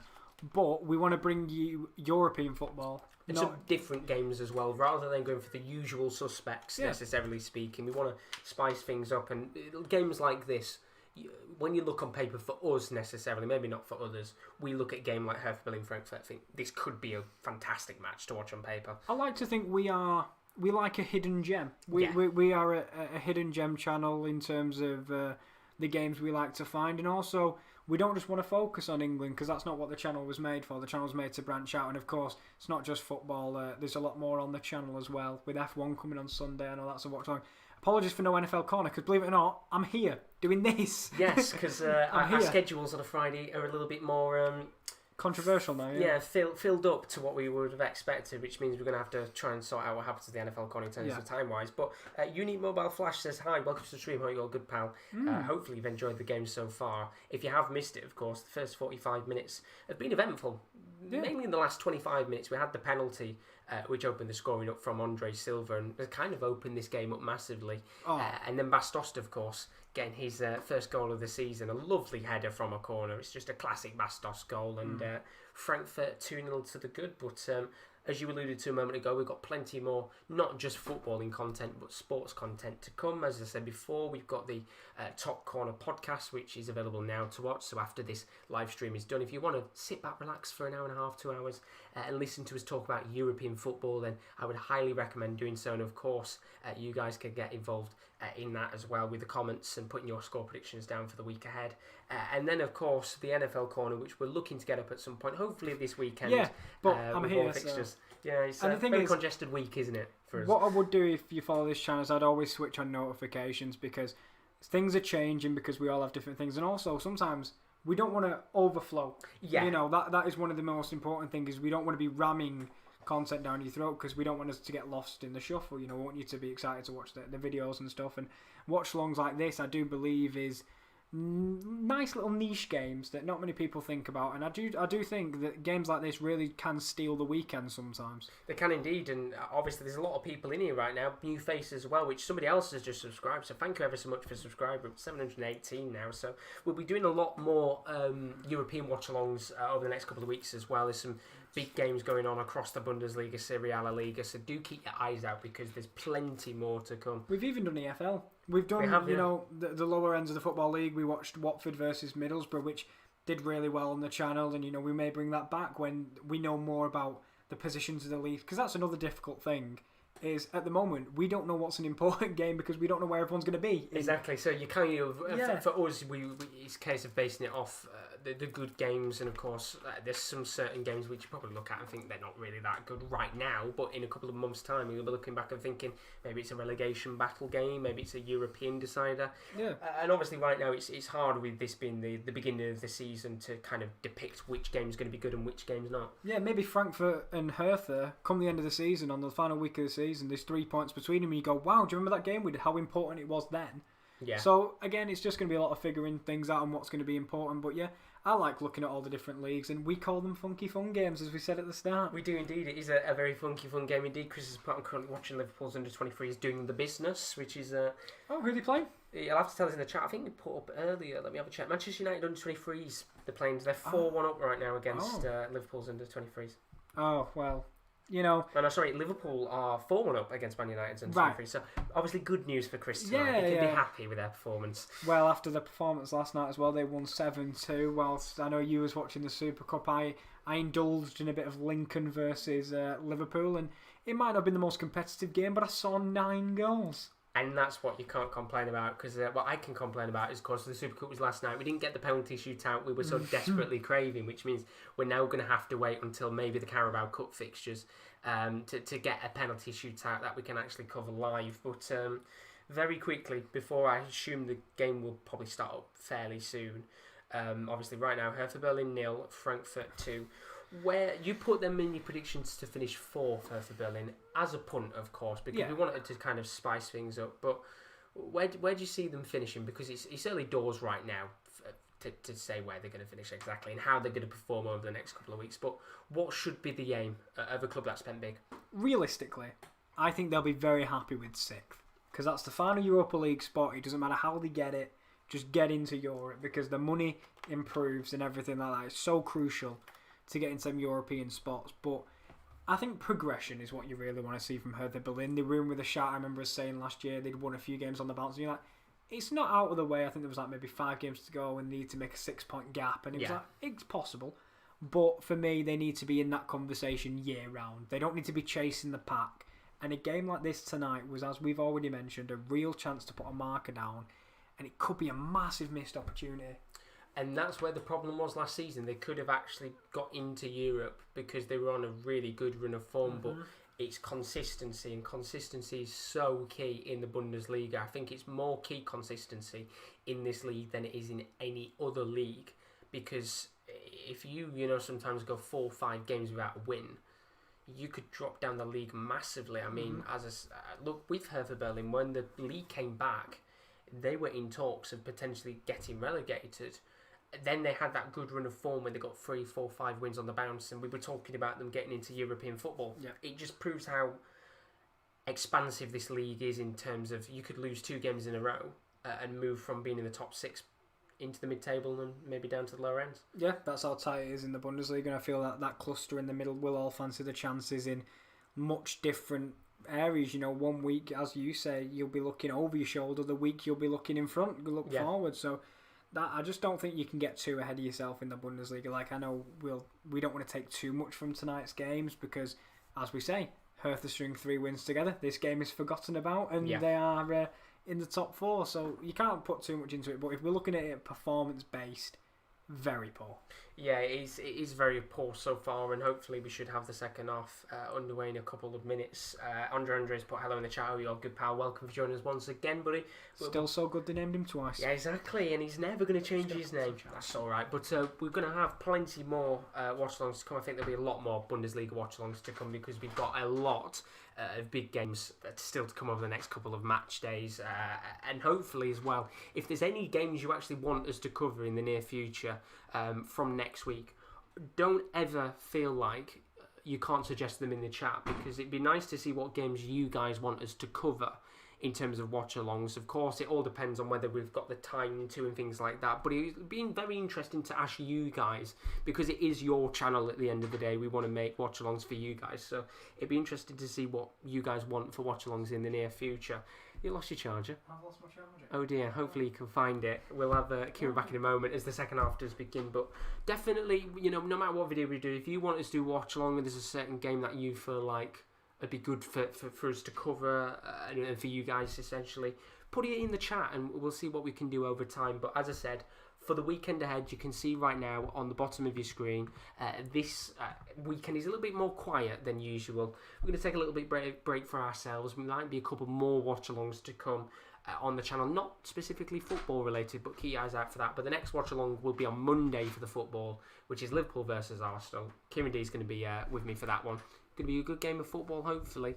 But We should be underway with the second half in a moment. And Kieran is back. Have you got your phone on charge? The phone is on charge. We secured the charger. It was on the bed, but because I've got white bedding, it blended in. It's a nightmare, isn't it, when things blend in? But it's always a nightmare trying to fill the 15-minute gap, because it felt like yesterday with me and Rowan, it was the longest 15 minutes of my entire life, when you just sit there waiting for the referee to get the ball out and the players onto the pitch. It's always an absolute nightmare. I was hoping that Kieran was going to say something, but he filled his mouth at an awkward time. Sorry. It's a terrible 15 minutes, it really is. So I thought I'd bring snacks, because that'll get me through the 15 minutes, but you asked me a question, I apologise. It's alright, it's all good, but the good news is the second half should be beginning in a moment, because they are coming up with a few BT advertisements there, which usually means the second half is about to get underway. Yeah. So, predictions for the second half. What do you think is going to happen? Do you think Frankfurt are going to ride out the storm, maybe come out with a 2-0 win, maybe 3-4, or do you think Hertha could get back into this game? That looked like a substitute. I'll be honest, I've just spotted that. That's Redan, I'm pretty sure. So I don't know if they make it. They have got players warming up. There is, by the way, 5 substitutes available in the Bundesliga. Obviously, the rule changes with the different leagues, but they have got 5 substitutes they can make, which we would assume at this stage of the season they are going to use. And Rowan's in the stream said, who scored? Andre Silva and everyone's favourite Bastos. Yep. You asked me for my predictions, and because Rowan's in here, Rowan knows I am the aura of positivity most of the time and optimism. I really am, and he'll know this. So I'm going to go with 3-2 to Hertha Berlin. Oh, well, I mean, that would be the dream comeback for a Hertha fan right now. But I'm going to... What did I go for my prediction at the start? I went 3-1 Hertha, which means my prediction is already out the window. I'm going to go... So's mine. Yeah. I said 3-0. Both our predictions went out the window in the first half. I'm going to go for 3-2 Frankfurt. Oh, I'm going to predict Hertha make it 2-2 and then Frankfurt score the winner. But looking right now, 3 subs. 3 substitutions for Hertha Berlin. Yep. They are not messing about. No, Redan, Zifferweek and John Cordoba. Sorry, Zifferweek, John Cordoba and Arnie Meyer look like the 3 that are going to come on. And that is not messing around. That is literally, that for me is a statement of intent. Yes. And it's a statement of change, and there needed to be, as Zifferwick's like me, he's stuffing his face while manager's talking to him, he can't answer questions.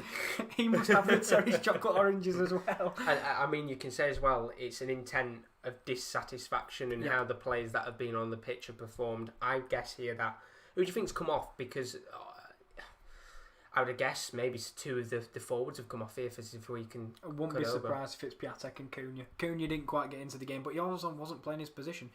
But Zifferweek, I thought was a right back. So unless Peter Pekarik's coming off, he can play on the right Zifferweek, which maybe is what he's doing here. Maybe Pekarik comes off and he's going a little bit more attacking now rather than having kind of a defence. Pekarik is more of a right back, isn't he? Let's be real. So maybe we've got Zifferweek coming on the right. Maybe, as you said, maybe Piatek comes off, or Cunha for Cordoba, and then Maya might come on in the midfield. I don't know necessarily who forward that one. Maybe Stark, take off another centre back and just trying to get some attacking intent going for Hertha Berlin. But as we've said, something needed to change. Yeah. So we decided when you've got 5 changes, you might as well make 3 of them at half time, I guess. And they're going for it. Ramdas Dumas put Dream Team caption and VC caption. He's put Dream Team prediction. Dream Team prediction?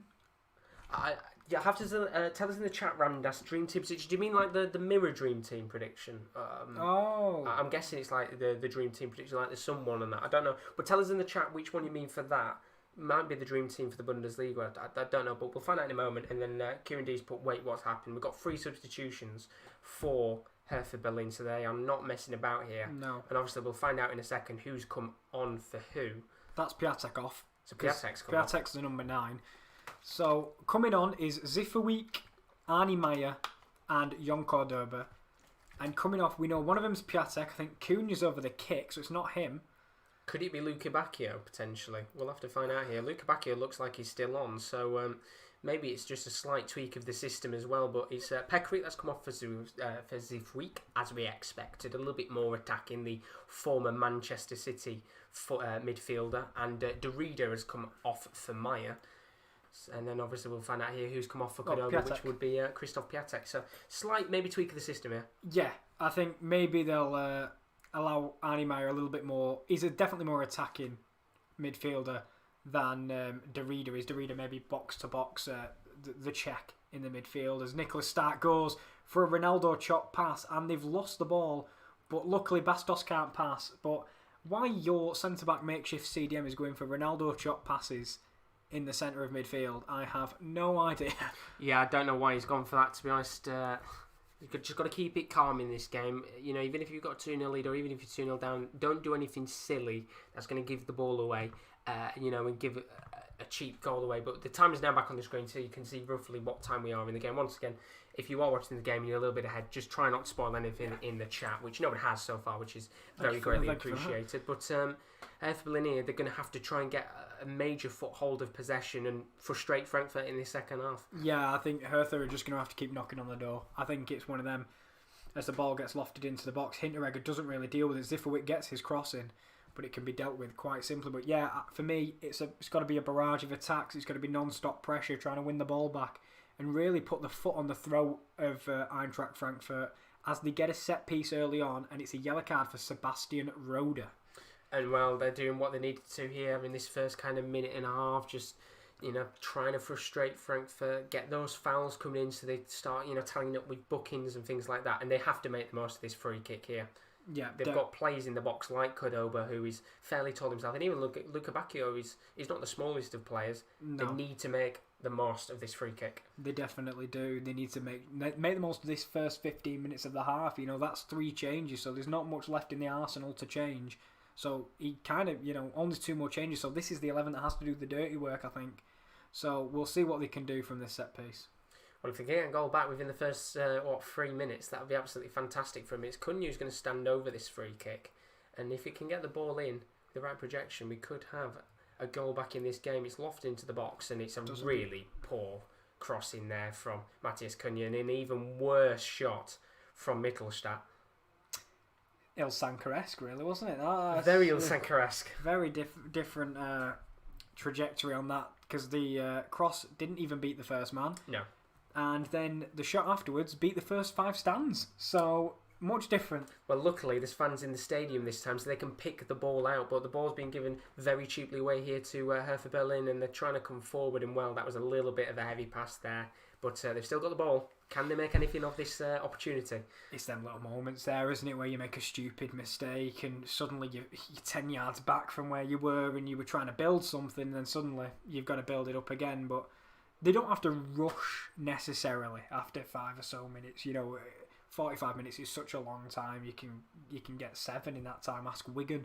So, there's nothing too much to worry about so far. But they'll like to get off to a fast start, and the quicker they're back in this game, the quicker the pressure builds on Eintracht Frankfurt. Yeah, and I guess it's how you look at it. Do you keep calm and relax and try and slowly build up to get the 2 goals, or do you go in with a sense of urgency to try and get them back? Because of course we always say no matter when a goal goes in, but it's better to score within the first few minutes than the last, because it's alright scoring with 4 minutes to go, let's say, but you've still got to get another goal back. And obviously if you can get 1 goal within the first 15 minutes, let's say, of the second half, you do put Frankfurt in a position of what do we do? Do we sit back then and hold on to this 2-1 lead, or do we push up and take a gamble and try and get a 3-1 lead in that 2-goal advantage, as they tried to do now, when it's a ball towards Toure, who's headed it down, and it's going to be a goal kick, I think. It is. I think he tried to head it across the box, but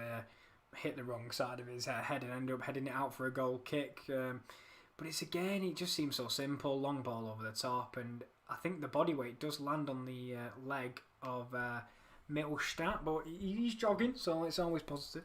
Which is a good sign. We've already had a serious injury in this game. Kostic came off in the first 20 minutes. Hopefully, as I said, that's nothing too serious for them, because it'd be a very, very big loss indeed. But we're 5 minutes into the second half. Hertha Berlin 0, Frankfurt 2, and Hertha Berlin looked the better of the 2 sides in the first 5 minutes. But that doesn't mean essentially they've done anything amazing so far. No, as the ball goes over the top again, but Hasebe does well, a very experienced centre-back, and they've got a lot of experience really at centre-half with Abraham and Hasebe and Hinteregger, so it'll be interesting to see how this trio differs from the attack with Piatek in it. Well, there's an opportunity here for Frankfurt to come forward. It's a ball that was kind of guided towards Kamada, but eventually it lands at Kevin Trapp, who chests it down. Yeah, it was more Boyata's pass back. He's doing hospital passes as another ball's lifted in, and there's just miscommunication at the back, and Zifowicz won't reach it. Zubr will square it. When I said Trapp earlier, I meant Swallow, but that was an opportunity that really should have gone into the back of the net. It should, and it's another miscommunication between Turinariga and Boyata. They're all over the place, and Zifowicz was sucked in as well. Zubr gets the ball across, and it's like as if Dosters fell over his own feet, and when you actually look at it, he hasn't fell over his own feet. He's like, he didn't even connect with his feet. It's like he's gone to take the shot, and obviously he's just kind of touched the ground and fell over. Yeah, do you know if you were going it for it, but you were playing stuck in the mud? Yeah, that's exactly what Bas Dost went for there, and it really we should be sat here now saying it's free now. Yeah, and I mean Andre Silva should have done better with the first connection, but then you thought Dost had the chance to put it in as well, and it just seemed like there were no takers really for it in the end. Very, very unlucky indeed there, and well, obviously it does show that although Hertha are going to have to try and get 2 goals back in this game, they're going to have to watch out at the back themselves, because Frankfurt very nearly got that third goal to really, not necessarily end the game, but make it a lot more harder for the home side here, but hopefully it can be as lively as it was in that last 25 minutes, because the penalty really improved the pace of this game as Hertha Berlin tried to come forward. That's what they've been doing. It's a problem. They've been trying. They haven't really managed to get anything as the ball is into the box though, and Cordoba well out by Trapp, but Toussaint will volley it, and their Trapp is to claim the rebound. But that was a nice long ball in there. Trapp did really well to not KO John Cordoba. And he's got every right to go for the ball, and obviously Cordoba's very lucky that he's not been knocked out within 7 minutes of him being on the pitch. But Toussaint there, another speculative effort, tries it on the volley, and he's got every right to go for it, but not the greatest of chances in the world. But thank God Cordoba's not on the floor there, knocked out, because it could have very easily happened there with Kevin Trapp. Yeah, luckily he didn't go in full force, because I don't think he was ever going to win the ball. No. And, he wouldn't have won the fight either. He would have been KO'd, and Schwolo's just begging for options to try and play out from the back. And one time they're going to have to abandon this at some point, because they are now 7 minutes in, and I don't know what's going on at the back here, Josh. Do you want to talk us through that? Nobody seems to want the ball. That's the problem. It all started with Swallow, as you said at the back. Nobody came towards the ball to make it easy for him to pass it out, which means, of course, as you expect, he's got to hit it a little bit further up the pitch, and it lands all the way back pretty much at goal with Boyata. And at the end of the day, I say it every single time we do a live stream watch along, I don't like teams playing out from the back. I always think it ends more in disaster than it does with positivity. Although Hertha Berlin are coming forward here. Cordoba does very well, shows his pace and strength. I mean, he bodied Sebastian Roda and made him fall onto the ground there, and that's what he brings. As Mittelstadt, I don't think there was any aim on the cross, just trying to lash it as hard as he can. And I would say positive signs for Hertha, but you saw Cordoba try and impose his game a little bit, so that might be a positive. That was a very speculative pass there, trying to get towards Zifowicz. But yeah, I guess there's little positives here. They've looked a little better in this second half already, Hertha Berlin. They're having a few small chances on goal, but when we mean small, I mean very small indeed, to the fact that there's not really been any shots on target yet. But they've got to change something here. Because we're 10 minutes in, and as we said a moment ago, the longer this game goes on and the more time that passes without them scoring, the sense of urgency is going to have to increase, which means more players push forward. And we have another injury here for Frankfurt, and the ball is kicked out of play. Yeah, Andre Silva's beginning to annoy me because every time he gets touched, he's on the ground and he's holding his leg, and it's very much the Neymar-esque. There's nothing in that tackle at all, and he's down on the floor. It's perfect time wasting, but I'm guessing as a guy who wanted Hertha to win, very infuriating, but buying time, I say. Yeah, no doubt. Give it another kind of 15 seconds and he'll be back walking completely normally again. Yeah.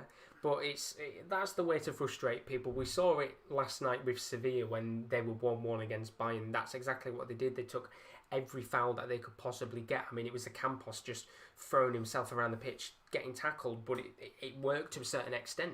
Every foul that was given was wasting more and more time, and eventually it was frustrating Bayern to the point that they got into extra time. But of course, Frankfurt can do this in the game, but Hertha Berlin, as I said, they need to change something because although in this last 10 minutes they've had more opportunities and looked better, they've still not had any major opportunities on goal. Yeah, and that looks like it's going to be a free kick and a yellow card for Almami Toure on the right hand side. There was a nice 1-2 between Mittelstadt and Toussaint, and they weren't quite on the same page, but the ball did end up on this far left hand touchline, and Almami Toure came in with a tackle, and not much of did he get much of the ball? He did actually, but he had to go through the ankles of Toussaint to get there. And it's the right decision, and you just get the ball, but what can you do in that situation? But there's 14 people in here right now. Thank you ever so much for everybody who's just joined. If you are new and you've enjoyed it so far, do leave a like and a subscription as always. But importantly right now, Hertha Berlin, 56 minutes on the clock, they have a free kick in a very good area. They do, and it's another one very similar to Kamada's area, but on the opposite side of the field. So it proves that if you can get a good delivery, if you have a tall man in the box, they don't have a Bas Dost. No, but somebody like a Cordoba can still get his head onto the ball. And Toussaint has just got up. I was going to say he was still down on the floor a moment ago, but he looks like he's going to be all right here. But as I said before, they've got somebody in Cordoba. They've got Turaniga as well, which I'm glad I've just pronounced correctly for once. But they've got him as well. He's fairly tall, Stark. They have got players who can get their head onto the ball, and to be honest, they need it right now. Yeah, and Matheus Cunha, I love Matheus Cunha, but he got the first man on the last cross. You have to get it into the area with enough pace so that Trapp can't come and claim it, and we'll see what they can do from this set piece. Maybe this is what they need to get back into the game. It's on the left-hand side. It looks like it's going to be an in-swinger with the right foot of Matheus Cunha. Can he make it past the first man? He can indeed, and not sure. It should be a goal. That is just wide of the mark, and Dodi Lukebakio, how is that not in the back of the net? I think it's a crucial touch from Dost. I've got to admit, I think it skins off the top of Dost's head, which makes it hit the shoulder of Lukebakio and go out just past that back post, and that's what you want to see. Oh, well, he's so lucky. He's got the smallest, and I'm talking the faintest of touches, Bas Dost on that, and obviously, when you look at the replay, it's so awkward for Lukebakio because it pretty much hits his neck. Any contact with his head there, and it's probably in the back of the net. But they're so lucky there that he's been able to get a touch to the Dutch forward, and it's now Frankfurt who are trying to come forward. And what an opportunity that was for Hertha Berlin to try and get back in this game. Yeah, Bas Dost using his head at both ends to help his team out, and that's what he brings. It's not even just offensively he brings it on defensively on set pieces as Mittelstadt as. Oh my god! It's a really poor switch of play there, and it's just a cheap throw-in that's been given to Frankfurt, and we're just seeing now. I think this was a little bit earlier. Yeah, it was a grappling match between Stark and Dost, and that might be the best way you've got to deal with him. Try and roughen him up a little bit. Don't let him impose his will on you. And I think they might have to double team him with Stark and Boyata. But the crazy thing is, he's done as good defensively as he has done. Yeah. Forward-wise, he's got the goal. He's had two very important moments where he's come back, of course, for the corner in that situation there. He's got that slight touch. He did a little bit of really good defending earlier where he came back and played as if he was like a CDM. And he's had a very good game so far. And we said, last season about him not playing to his strengths. They've done so much better here as the ball is whipped into the box. Very low, very poor. And Hertha Berlin can't counter-attack here because Frankfurt get the ball back once again, but he's had such a good game so far. He has, and it's a lovely touch on this left-hand side by Stefan Zuber, and he's going to take Zivkovic to the byline, but the fullback does very well. And now is where you want to build a counter, which is what Hertha Berlin have managed to do. And Cordoba, numbers forward here. On the spin, he's going to outrun Hasebe with ease. Can't get it into the box, but that is much better from Hertha Berlin. And I think Hasebe versus Cordoba in a foot race is only one winner. Well, that's exactly what they weren't doing in the first half. We were saying, well, why are they playing it to Piatek? You want to play it to someone like Lukebakio. Cordoba's come on, and it seems like he's the man now that they're going to try and get it towards who can make the runs. And it was a very good run from the Colombian there. And Matheus Cunha seems to be on all the set pieces, and I don't know why, to be honest. It's a dish. Oh. I tell you what, I didn't know what to say, and it's fell actually to Lukebakio, and Hasebe will clear it. But I understand what you mean. However, the cross for the chance just earlier with where Lukebakio hit his shoulder, that was a good delivery. And it very nearly made my words there because there was such nervy defending at the back. You didn't know what to say there because it was a poor clearance away from Frankfurt that very nearly ended up with Lukebakio making it 2-1. Yeah, it was like a pinball machine in the back for Hertha Berlin and Frankfurt. They were hitting each other. The ball was going everywhere. So I apologise for not giving you the most accurate commentary of what happened. I just went, ooh. Well, that's the thing. It was an ooh situation because you didn't know what was going on, and they're lucky there. Yeah. Very lucky, Frankfurt, that hasn't led to a goal. And I'll tell you what, it was a decent little cross there from Cunha to make the nerves and the tension rise for Frankfurt for a second. That time it hit the first man, but the first man, it was part of the set-piece routine to head it back across the box, and that's what caused all the confusion, really. It fell to about 17 different people's feet, but no one could get a solid touch, as Toussaint is a box-to-box midfielder. Chips to the back post, there's just no one there. But it has come back. Matheus Cunha picks it up on the right. He's going to square up Zuber, skip past him, squares another one, left-footed strike. Oh. It was curling. It was curling. And that's going to be a foul. Bas Dost doing his defensive duties, but fouling people. But the important thing is they need to make the most of this spell, because Hertha have had this 5-minute spell where they've had opportunities to attack, and there could be an opportunity now. It's going to be lobbed into the box. There's no one there, but what's going to happen here? Mittelstadt, foul again. No, ref. Oh, ref, that's poor. I think that should have been a free kick there to Mittelstadt. And Dost is playing CDM now. He's back again. Well, he must be listening to what we're saying, but so unlucky there for Hertha. They've got to make the most of this 5-10 minute spell. We saw last week in the Premier League when Fulham had a spell like this and they got 2 goals back in their game to try and make a comeback. But now it could be an opportunity. He's Gunnar in the box. He's going to try to take the shot. Deflected Cordoba. Oh. He's missed the opportunity. And had he have got a connection on that ball, it should have been 2-1. And it's going to be a foul the other way. I'm not sure what the ref has seen, but Cunha, he's holding off one man, goes to curl it into the bottom corner, and the ricochet falls to Cordoba, but they both slip. And as I said, one touch, one little bit of a connection on the ball, and obviously he's out of his net there, Kevin Trapp, and it really could have been 2-1, and that's so unlucky, because that could have been the spell of play that's gone away. Much better from Hertha Berlin, much better from Matheus Cunha specifically, because now we're seeing him on the ball doing what he does best, taking on players and creating chances. Not enough of that in the first half. Is it too little too late because there's only 28 minutes to go? I don't know really, because they've looked the better of the two sides in the second half, but they've just not taken advantage, although Cordoba, as you said, has come on and made much more of a difference than what Christoph Piatek did in that first half, but they're just not making the most of their chances right now, and that's the worry, because all it takes is one opportunity for Frankfurt to go at the other end, make it 3-0, and then it really will be game, set and match. But Hertha Berlin have been given a pretty cheap throw in here on the halfway line, and they've got to try and keep the momentum going here. Hold the ball, take a little bit of time. There's still 27 minutes of this game left. Frustrate them, exactly what you said earlier, and they're giving away a lot of niggly fouls. I mean, if Bas Dost, I know this one was Stefan Elsanka, but if he's going to keep tracking back, just get your body in front of him and make him make a foul that a centre-back wouldn't make, but he's a striker. So I think much better from Hertha Berlin. It's been a really entertaining game, actually, since these 2 goals, and hopefully maybe one more goal and we can see what... Next goal's so crucial, I think, is what I'm trying to say, really, because 2-1 and the game's on, 3-0, the game's over, I think. With the way that the game's played out in the second half, you would expect Hertha to be the side that gets it. They're still obviously retaining a bit of pressure. It's Lucas Toussaint who's being given a throw in here, which he's not going to take, of course, but they've got to get something soon, because we said it before, the longer time goes on, the more pressure it's going to be put on them to push numbers forward.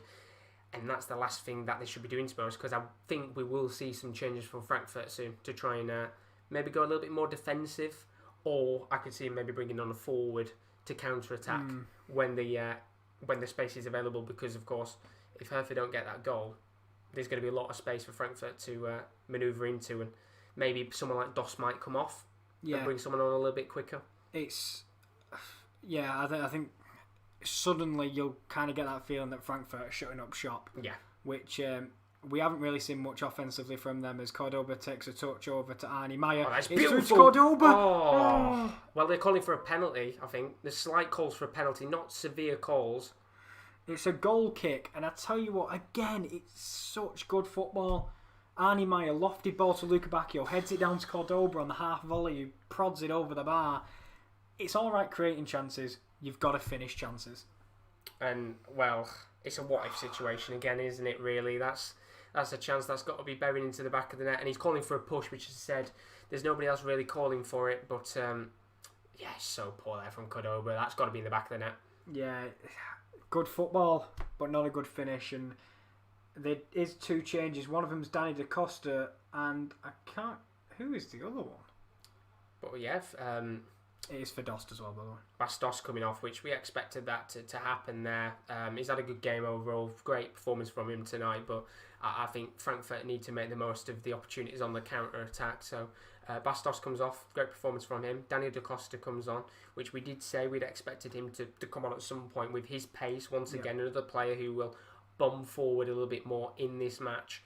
We've had a change as well, it looks like, for Hertha Berlin too. Plattenhardt coming on. For Mittelstadt, I'm hoping. No, Maya. Must be an injury. Because Maya got subbed on.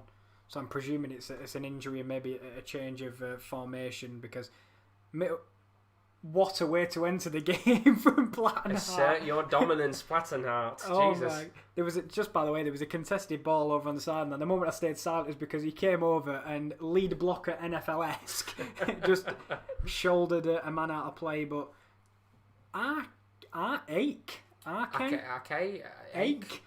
I'm just going to call him Ake because I like the pronunciation of his name. But Ake's come on in this game, and of course Danny Da Costa's come on for Torre, who had quite a decent game actually. We'll give some credit to Torre because in that first half there was a couple of opportunities where he was getting through to put some decent crosses into the box. Yeah, and I think Ake has come on for Doss, so probably a little bit more pace and not as much holding the ball up as once.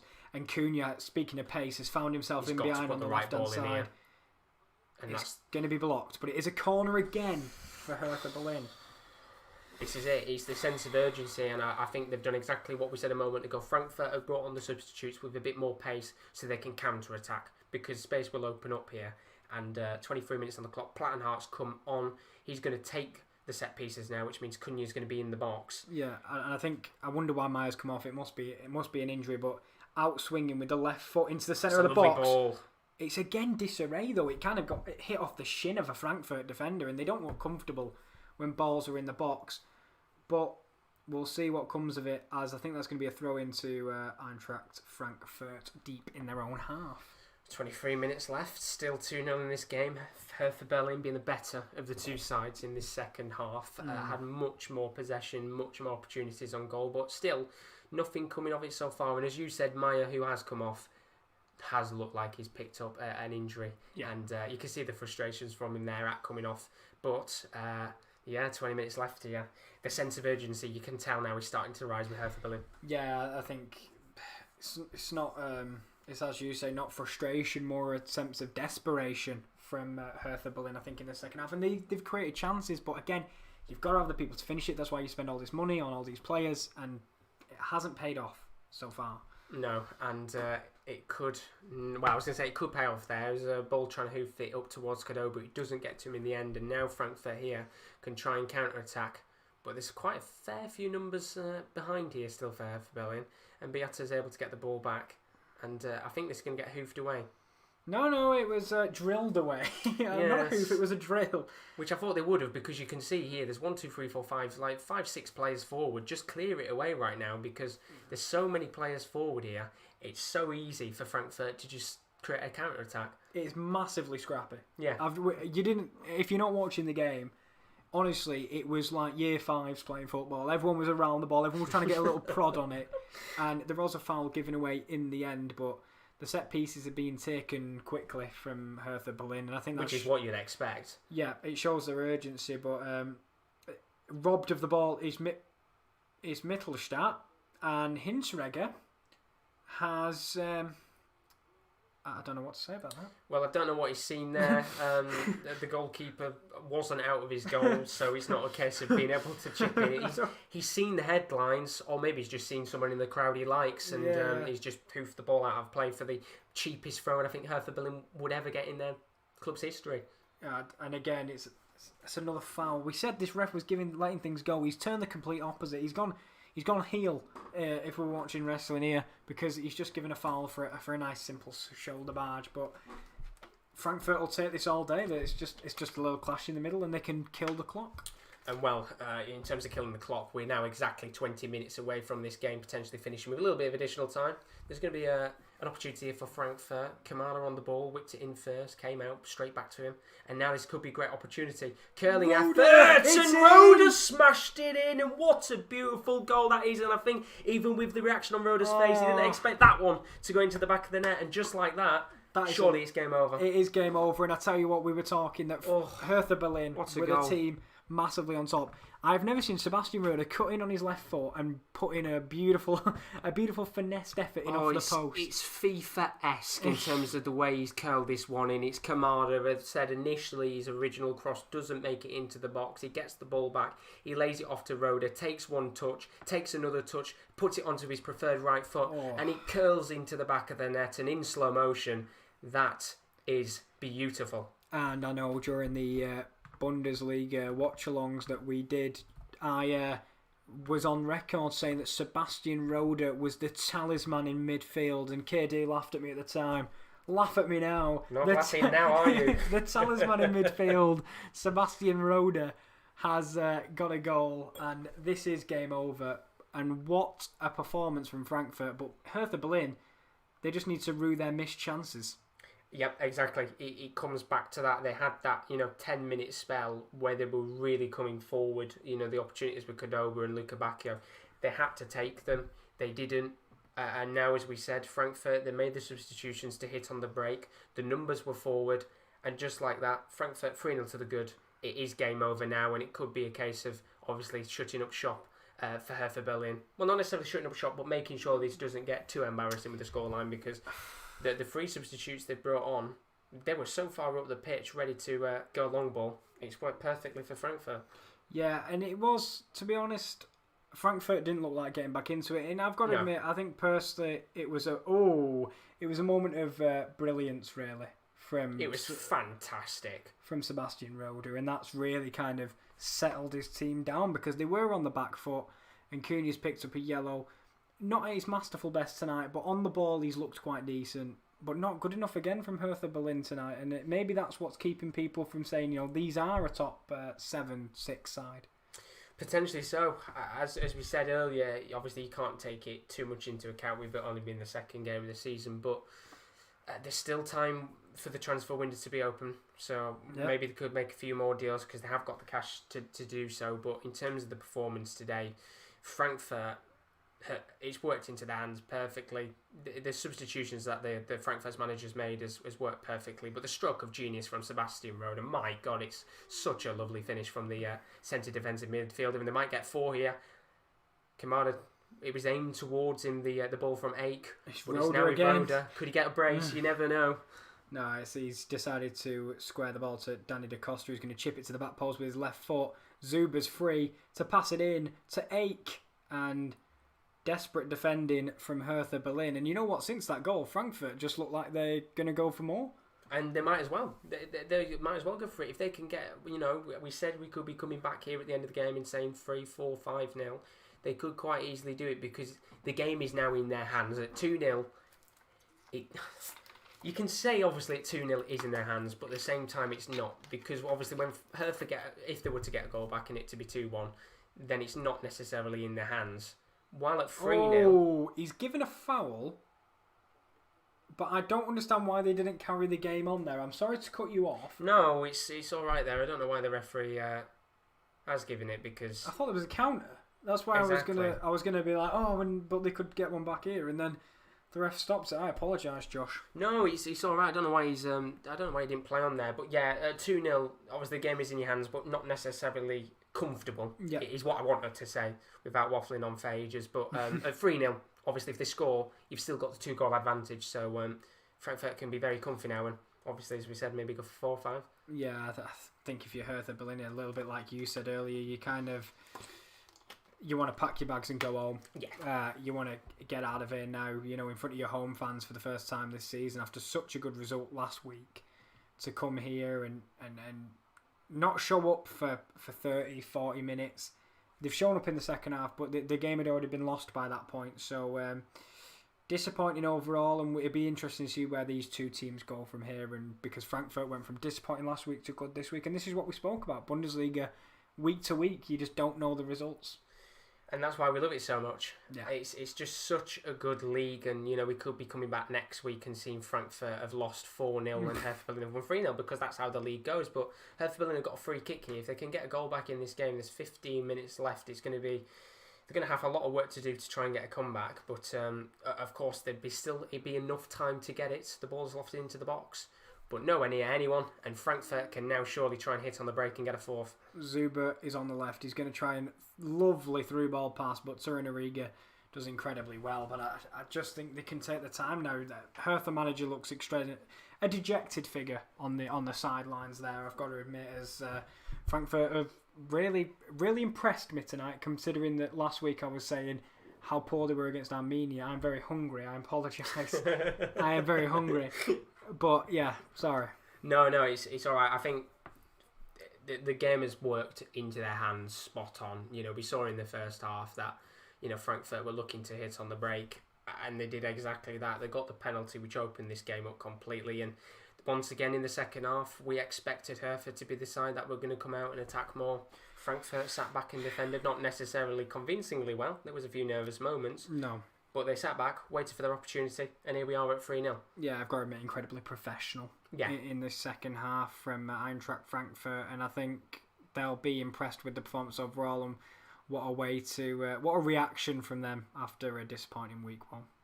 Yeah, it's a very, very good performance indeed.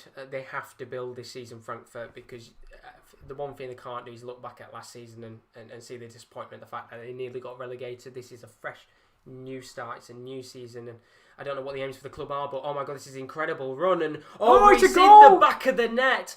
I cannot believe that is a goal. Taylor has picked the ball up from near the halfway line, and he dribbled past at least 3 or 4 players, squares it into the box hoping for a teammate. He finds Hinteregger, who prods it past his own goalkeeper. He takes on in between 2 defenders, squares it, and it's 3-1. Well, I cannot believe that. The fact he's gone all the way there and it's in the back of the net, that is an absolutely exceptional run from Turiniga. And I just had to wait for a second because it took BT a bloody long time to confirm whether that was a goal or not, because we haven't got the sound on right now, so we don't know what's happening. But of course it's a goal, and it's 3-1. Obviously concedes the own goal, but what a fucking run that is from Turiniga. My word. Yeah, that is absolutely unbelievable, and it's I cannot believe that Hertha Berlin, out of nothing, have managed to get a goal. I know it's an own goal from Hinteregger, but the run from Turiniga deserved a goal. I mean, that is absolutely exceptional. It's left me absolutely gobsmacked, and if they don't win this, obviously if they don't get a point in this game or a win, then it'd be a shame for him. But you can look back at an opportunity like that and say, that is one for the highlight reel for him. And Bernardo's put, it ain't over till it's over, baby, because it certainly isn't. There's still 12 minutes on the clock. Now, that should give the momentum for Hertha again. Yep, and from a game which looked dead and buried, and kind of, we were expecting a nice 15 minutes of talking to each other about today's games as Roda comes in behind and Stark clears it off Roda, and it'll be a goal kick. Maybe this is a kick up the arse, maybe. Absolutely. You can't sleep in the Bundesliga. There is no time to sit back and relax, and I just can't believe he scored that goal. That's why usually I get hyped about that goal, but it's the fact that he just had the space to keep running and running and running. And of course, Hinteregger puts it in his own net. There's not much he can do in that situation, but Turiniga, take a bow. Yeah, picked it up from literally nearly in his own half on the left-hand side byline. Wow. Drove past one, then drove through between 2 others. And sadly, Luka Bacchio attempted to do with Turiniga and dribbled it out of play. Maybe that's it. Put Turiniga up front, because on the ball, that was unbelievable. It was fantastic work from him, and now Hertha need to make the most of any opportunities they get. We're back to square one again, what we were talking about when they were 2-0 down. They've got to get a foothold of possession now in this game, because at 2-0, it looked like there was more of a chance to come back, but now Frankfurt can play even more defensive and take their time. But I don't know what the referee's done here. I think he's given the throw into Frankfurt. No, he's given a foul. I don't. Again, we gave him some uncredited stuff earlier. We said he was letting the game flow, and now he's decided. I heard him say we're letting the game flow, and I've decided that we're not going to let the game flow. Yeah, it's an interesting decision there, but 10 minutes on the clock. If Frankfurt can get a fourth in this game, then what a match this has been. Yeah, as Zivkovic will come across and plead with the ref for a throw-in. And I think he managed to win that. I don't know how, but this game now really picked up for Kamada. For her. Oh, Kamada just couldn't get the ball. So unlucky for him there. Wow. Just when you thought this game had stopped, and I'll tell you what a game it's been.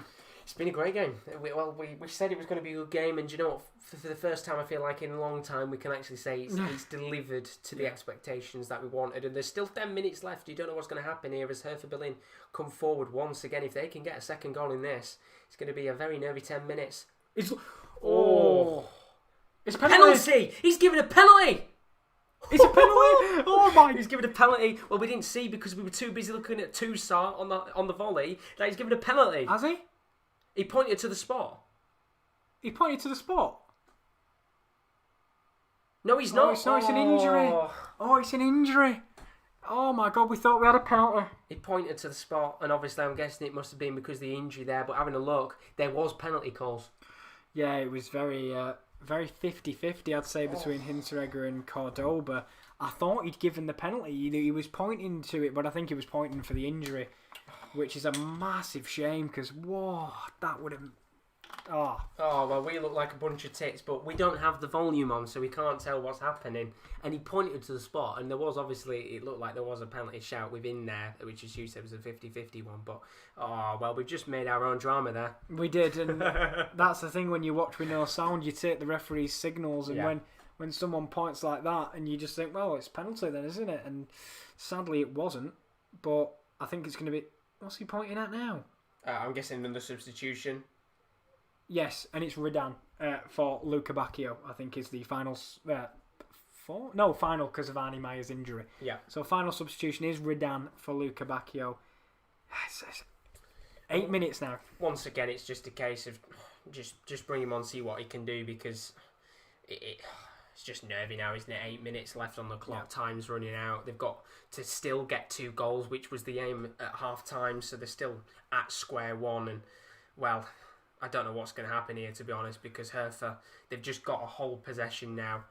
Have another wave of attacks like they did in that kind of 15-minute spell, like 10 or 15-minute spell around the hour mark. But Frankfurt here seem to be quite happy to shut up shop. Yeah, because they know that one more in this game, just the tide appeared to already change already, and if they would have had a penalty, I mean, what a grandstand finish we would have had. I said it. It could have been a very nervous start to the game, but they're just showing right now 4,000 fans in the stadium, which is lovely to see. Really nice to see all the fans there, and they've had a very entertaining game of football as Frankfurt come forward. Well, not if you're the home side. No. Entertaining game in general, but if you're the home side, you're hoping you are the recipients of the 3 goals, and not which is the situation which they're in now. But I don't know about you, I'm thinking that overall, how do you view the performance? I'm so sorry. It's alright. I'm so hungry. I don't think they'd be able to hear it on microphone anyway. It's alright, but I apologise. We didn't get food before this. We've been in a very busy day. But overall, I think Frankfurt will be disappointed. Not Frankfurt, Hertha will be disappointed. Might be disappointed. They might be even more disappointed here because they're coming forward. Frankfurt, Andre Silva trying to get the ball. He's just gone down. No penalty calls with that. And of course, and that's got to be a yellow. And that will be a yellow card. For Kamada as he takes down, I think that was Redan as he was trying to get away and create a counter-attack. He's only been on the pitch 2 minutes, and Kamada has chopped him down. Yeah, and well, it's an obvious yellow card, isn't it? For the referee, has to give it, and it's just tactical fouls now. Break up the play, frustrate Hertha Berlin with 6 minutes left because, of course, 1 goal back in it, and then it is a nervous few minutes. But I do feel like now, he's injured. He's actually injured now, which is awful for Hertha Berlin as Frankfurt make another 2 changes. Sau and Bajkok are coming onto the pitch with a few minutes left to go, and you can see now what the aim is: shut up shop and just frustrate Hertha now. Yeah, Roda has come off after that wonderful goal that may have been the match winner. Such a good finish. Because that was a real game that we thought had killed it off, but obviously with the thing, and Andre Silva off for Bajkok, which is definitely a shut-up shop move. Now, we hope that Redan's okay so we can finish 11v11. Fingers crossed, because obviously he's still down right now. Not really seeing what's happening here because we're too busy being shown Bajkok, who's just come onto the pitch. But yeah, he's still down, and they can't afford here to take him off because, as you said, no substitutions. Yeah. They'd have to play with 10 men, which is the last thing they need. Yeah, and it was one of them. It's annoying if you're a Hertha fan because it's such a cynical foul and it's cost you a player as well at the same time, but it is just a yellow card offence. There's nothing more to it, but sometimes you want, justice almost for what's happened there, but he's staying on it. He's hobbling, but he's still on, which I guess means they've still got 11 men, but it's probably going to feel like 10 men right now if he's hobbling about. And I apologise, it wasn't Redan, because I saw the speed he was moving at. It's Taylor again. And you can see how badly he's struggling right now. He was hobbling while he was trying to get a touch on the ball, and the last thing you want to do right now is pass back to him, which is exactly what has just happened there. And don't pass it back to someone who's quite clearly right now struggling with an injury.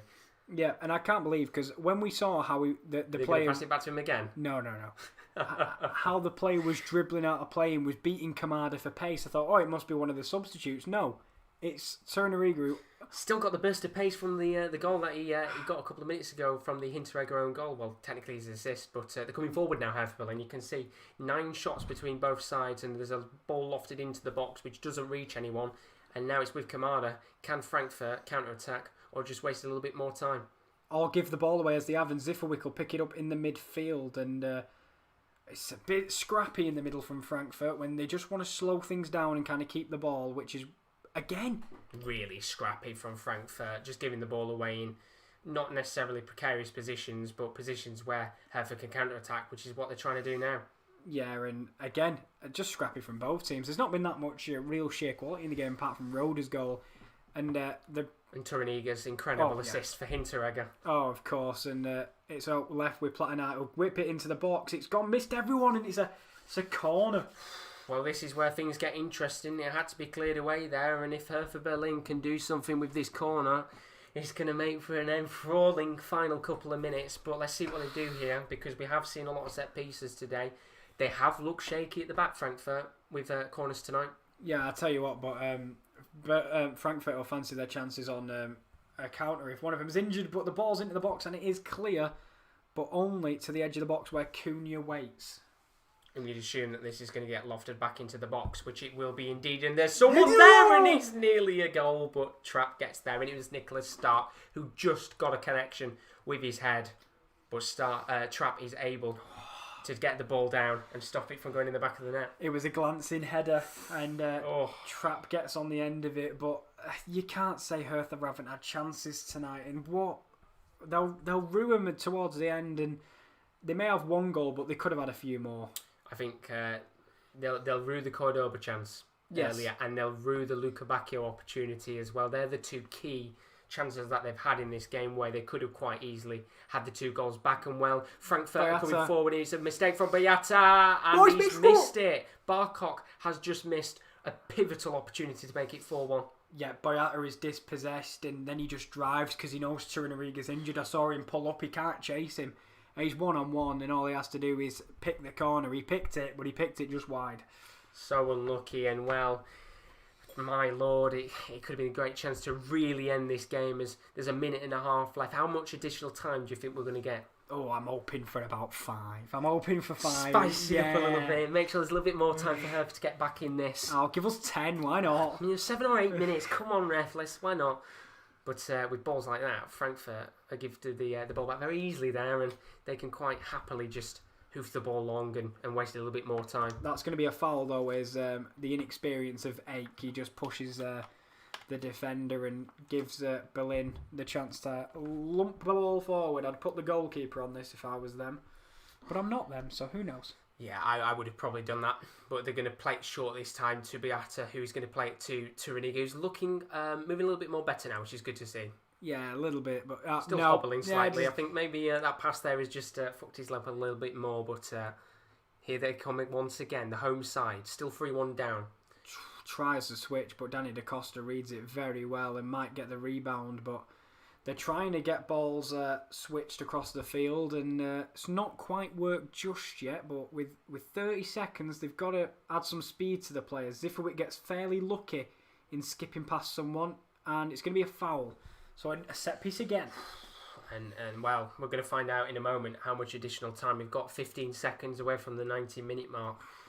They're going to have to pray here that there is a feasible amount of additional time Mittelstadt is going to stand over this free kick, which you would expect, of course, him to whip this into the box. And as we hit the 90th minute mark, there is additional.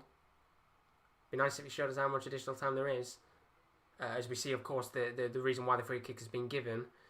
The referee has added on an additional. You're not getting it, are you? God knows how much of time, because currently the scoreboard is not telling us how long, but the free kick's lofted in either way. It doesn't get to anyone. It's going to be the edge of the box. But somebody's trying to do that on half volley. Really poor there. And I've got to admit, I've been extremely disappointed with Mittelstadt all day. I think he's been really poor with his delivery and his crossfield balls as well. So I don't know why you put him on set pieces towards the end. And he's not given a foul for that. So and we still don't know how much additional time there is. We're now 40 seconds in, and I'm guessing there's just no additional time. I don't know what's going on. I'm trying to figure out what's going on. But forward here, it's Barcock. I mean, they're just going to go to the corner now, but it's a goal kick. It's very, very cheap goal kick. What's going on? What's really going poor on? there. They've got to try and just get the ball back, and obviously just really poor there. We still don't know how much additional time is there. It's not fucking come up on the screen. 1 minute of additional time we're currently into right now. A long ball trying to get it towards the path cut over, and Luca Bacchio just going to be kept in play. No, it's not. It's going to be a throw for Hertha Berlin. And well, urgency has to be shown now, because we still don't know how much additional time there is, and I'm just going to guess that the referee is just trying to play on for as long as he possibly can. Yeah, we're just adding our own time on at this point, but a minute and a half as Zifferwick attacks down the right. He'll take Zuber for pace, whips it in, but only hits the first man. And it really is that final ball that's been a little bit lacking again for Hertha in these final stages. So poor from Bayat. He's had a shocking game. Again. Really, really poor tonight for them, the Belgian. Former Celtic centre-back. He obviously gave away the first penalty, first goal of the match for a penalty. He was really poor in terms of the marking of Bastos for the second goal, and well, it's been really, really poor tonight from him. Yeah, and we're seeing Ilsanka's yellow card, but alongside that, we're still not seeing the additional time. Yeah, don't know why it's not showing us, but we're going to have to guess. I think maybe 4 or 5 minutes here as Cunha tries to come forward. It's a poor shot from him, and as you said tonight, it's like glimpses of moments where you could see him doing something, but not the best of games. That's not bad of a shot in the opening stages. No. Test the keeper, sting the gloves a little bit, but at this stage, you need to be as close to the goal as possible. You want to be prodding them home, not going from lashing them from 30 yards. Because yes, they may come off once in a million years, but that is literally once in a million years. And right now, they need it's the simple stuff. They don't want long range efforts and things like that. Just do the simple thing right now, because you're still 2 goals down. But of course, Frankfurt now just passing it round. There's no rush, no urgency. They don't have to. They've got the 2-goal lead, and I would assume here that the referee will blow the whistle very shortly. Yeah, I'm presuming there was 3. Just a guess, to be honest with you, because we still don't know. And it looks like he's got the whistle at the ready as well. Yep, but we know in the first half he played on for as long as he just fancied it, because I'm pretty sure he could blow up any time now. And he still hasn't, and it's going to go all the way back here to the Frankfurt goalkeeper Kevin Trapp, who's going to hoof this ball long, and there could be one more opportunity here for Hertha Berlin to come forward. It's hoof long, to Beata. Then it's hoof long by Hertha Berlin. I feel like I'm watching a game of tennis. I'm just like looking from side to side, and they've gone short with however long to go. And I don't agree with that decision, but I'm pretty sure they know this game might very well be over. Well, here's Turaniga, who's been able to get past the halfway line, going to try and hit a long ball, which completely misses everyone, and that has got to surely be that now. I think we've said this for the past 3 minutes, because we're not quite sure what's been added on, because they decided not to inform us. Georgios Manasos asked Luca Bacchio shot on target in the first half. Did he? I think he did, didn't he? Yeah, the volley, volley. He did have a shot on target. I think that sounds like a bet thing to me. Yeah, I think he did have a shot on target. It was the volley. But what we do know now is that the game is done. The referee's blown his whistle. It's a big win for Frankfurt, a 3-1 victory in what was an entertaining game in the Bundesliga against Hertha Berlin. And Georgios did put, I bet, 1 shot on target. You are absolutely spot on. He did have that 1 shot on target. And talking about shots, they didn't make the most of their opportunities tonight, Hertha Berlin. No, they didn't. We talked about the attacking intent on show. And it was the Eintracht Frankfurt attack that really paid dividends in the end, with goals from Silva and Dost and a lovely finish from the talismanic midfielder Sebastian Rode. Not enough from Hertha Berlin tonight. They showed it in glimpses, I think, from multiple different players, but their chances, majority of them were half chances, and if they were getting in them final thirds, really lack of composure was a big problem.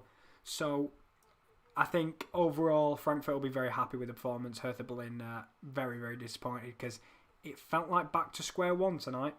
It did, and it's a real shame. We talked about them before. This was a great opportunity for them to really show themselves off to the rest of the Bundesliga tonight and prove a point. And unfortunately for them, they didn't do that really at all. There was little glimpses here and there of the opportunities for Cordoba, Luka Bakir as well, where they could have quite easily got the 2 goals back in this game. But unfortunately they don't. And that means that so far their unbeaten streak ends. Frankfurt get a very, very important win. And do you think potentially that could really kick them on? Well, they now have an unbeaten streak of their own to Frankfurt. They do 1 win, indeed. 1 draw, 4 points. But, I think a lot of reflection will be needed for Hertha. But for Frankfurt, they'll look at it and think, what an impressive victory. Because this is a team that I like to think had a little bit of a hype train going in for people who know the Bundesliga and people who know what's going on. There is a hype train behind Hertha Berlin, and it's well and truly been derailed by Dost and Co tonight. They've took over that train, and they'll feel like, why aren't people talking about us? They'll be talking about them tonight. They will indeed. What a fantastic game of football that was. I hope you guys enjoyed it. If you are new, as always, do leave a like and a subscription. If you have enjoyed these watch-alongs, there's plenty more sporting content on our channel. We've got our Top Corner podcast, European football podcast, which is available on the channel. So once this is finished, head on over now. Why not? Have a nice, lovely hour and a half, 2 hours of European football, which we're going to be talking about. Which we talked about Arsenal, Liverpool, which is coming up at the weekend. Should Wagner be sacked at Schalke? Yes. And a couple other things like that. That was a very comfortable yes from you there. Yeah, it was. Do definitely check out the podcast. It's available now on our channel. And then other content still to come on Monday night. That's our next football watch-along. Arsenal taking on Liverpool. That's going to be myself and Kieran D for that one. Should be a good game of football in the Premier League. And then, of course, other sporting watch-alongs as well. Sunday, F1, Sochi. Rowan is back with another F1 watch-along. That starts at 12:10 as far as I'm aware. It's an earlier race. An early kick-off for the old race on the weekend. So, yeah, nice to have been here tonight for a game that went under the radar maybe in people's weekends. But I'm glad that we got to see a really entertaining game. I don't know about your thoughts. Yeah, a really, really good game of football, and we've got plenty more European watch-alongs we're going to do in the future. It is nice to change things up rather than doing the Premier League all the time, and obviously tonight has proved that we will definitely be doing a hell of a lot more Bundesliga watch-alongs, which we did last year, of course, towards the end of the season, but a fantastic game overall, a really enjoyable match, and a really enjoyable watch-along. Thank you very much, Kieran. I'm greatly appreciated for joining tonight. Thank you very much for hosting. As you do, I was going to say thank you for joining, but you're here every I'm here every day. I'm here all week, as they always say. But no, thank you very much, and thank you to everybody who's joined as well, and everybody who's subscribed. It's very greatly appreciated. We're up to 718 subscribers tonight, so thank you all. But as for now, have a great rest of your weekend, and I and the rest of you, of course, Rome will see some of you for the F1 watch. I'll see you on Monday. Thank you very much for watching. Good night.